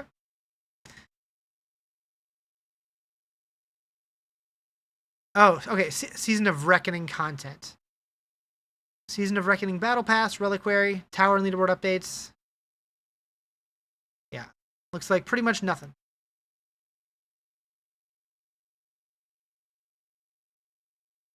The way they have this laid out is weird.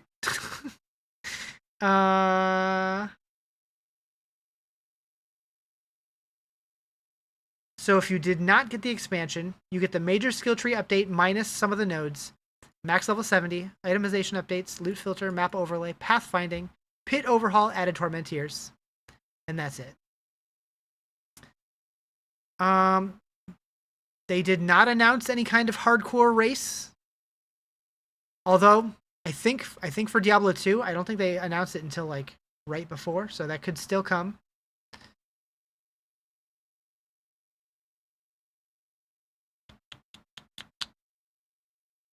You glad they did not spoil all the unique skill trees in Paragon? Yeah. They gave us nuggets. But definitely not everything. Those are kind of cool. Seasonal reliquary. They're very paladin themed.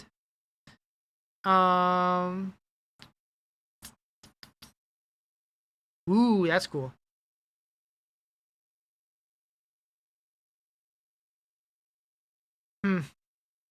This is kind of neat, but it's just gonna happen eventually. Like, you're okay with that? That German guy in the video was just full sending? Yeah. Too much.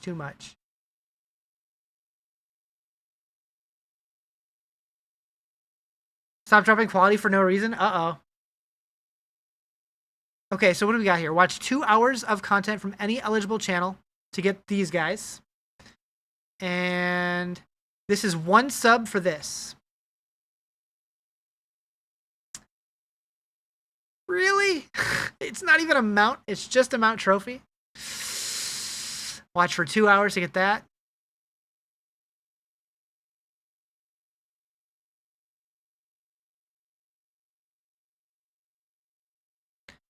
You don't even use mount trophies? I don't either. Like, I'm sure I'll gift somebody a sub at some point, but Max Roll, Icy Veins, Wowhead, Pure Diablo, Mobilytics, D4 builds. I feel like they added somebody. I want to say this was only 4 before. I think it was just Max Roll, Icy Veins, Mobilytics, Wowhead maybe? No, they probably had D4 builds. I think Pure Diablo is new. Diablo filter? Someday. Imagine. Yeah. It's okay. Pure Diablo is new and maybe Wowhead. That's what I'm thinking too, yeah. Yeah, I think that's gonna be it for me for today. That was a lot. I got some content to make. Probably post some blogs up on Diablo filter. Possibly make some videos. Probably make some like shorts. I don't know if I'll make any like full videos, but maybe. We'll see. Thank you guys for hanging out. It was fun. I don't like, full disclosure, I don't know if I'll be streaming again before the launch. Maybe. We'll see. I'm gonna feel the vibes. If my body says yes, I might stream Project Diablo 2 this weekend because they are launching a new season, but I haven't decided yet. But Monday, I'll probably go live like an hour before the launch, like 3 p.m. Pacific time. I'm probably gonna take a nap after work. Hopefully that goes well, and I'm gonna blast hard that night. My plan is full campaign clear. That should be doable. I heard people saying between 5 and 10 hours for the campaign. I don't plan on going crazy breakneck speed rushing through it. I definitely want to experience the cutscenes. I'm not going to sit through like every little story beat, but definitely the cutscenes and cinematics and stuff. But yeah, I'm excited, guys. Hope you guys have a fantastic evening, and I will see you later.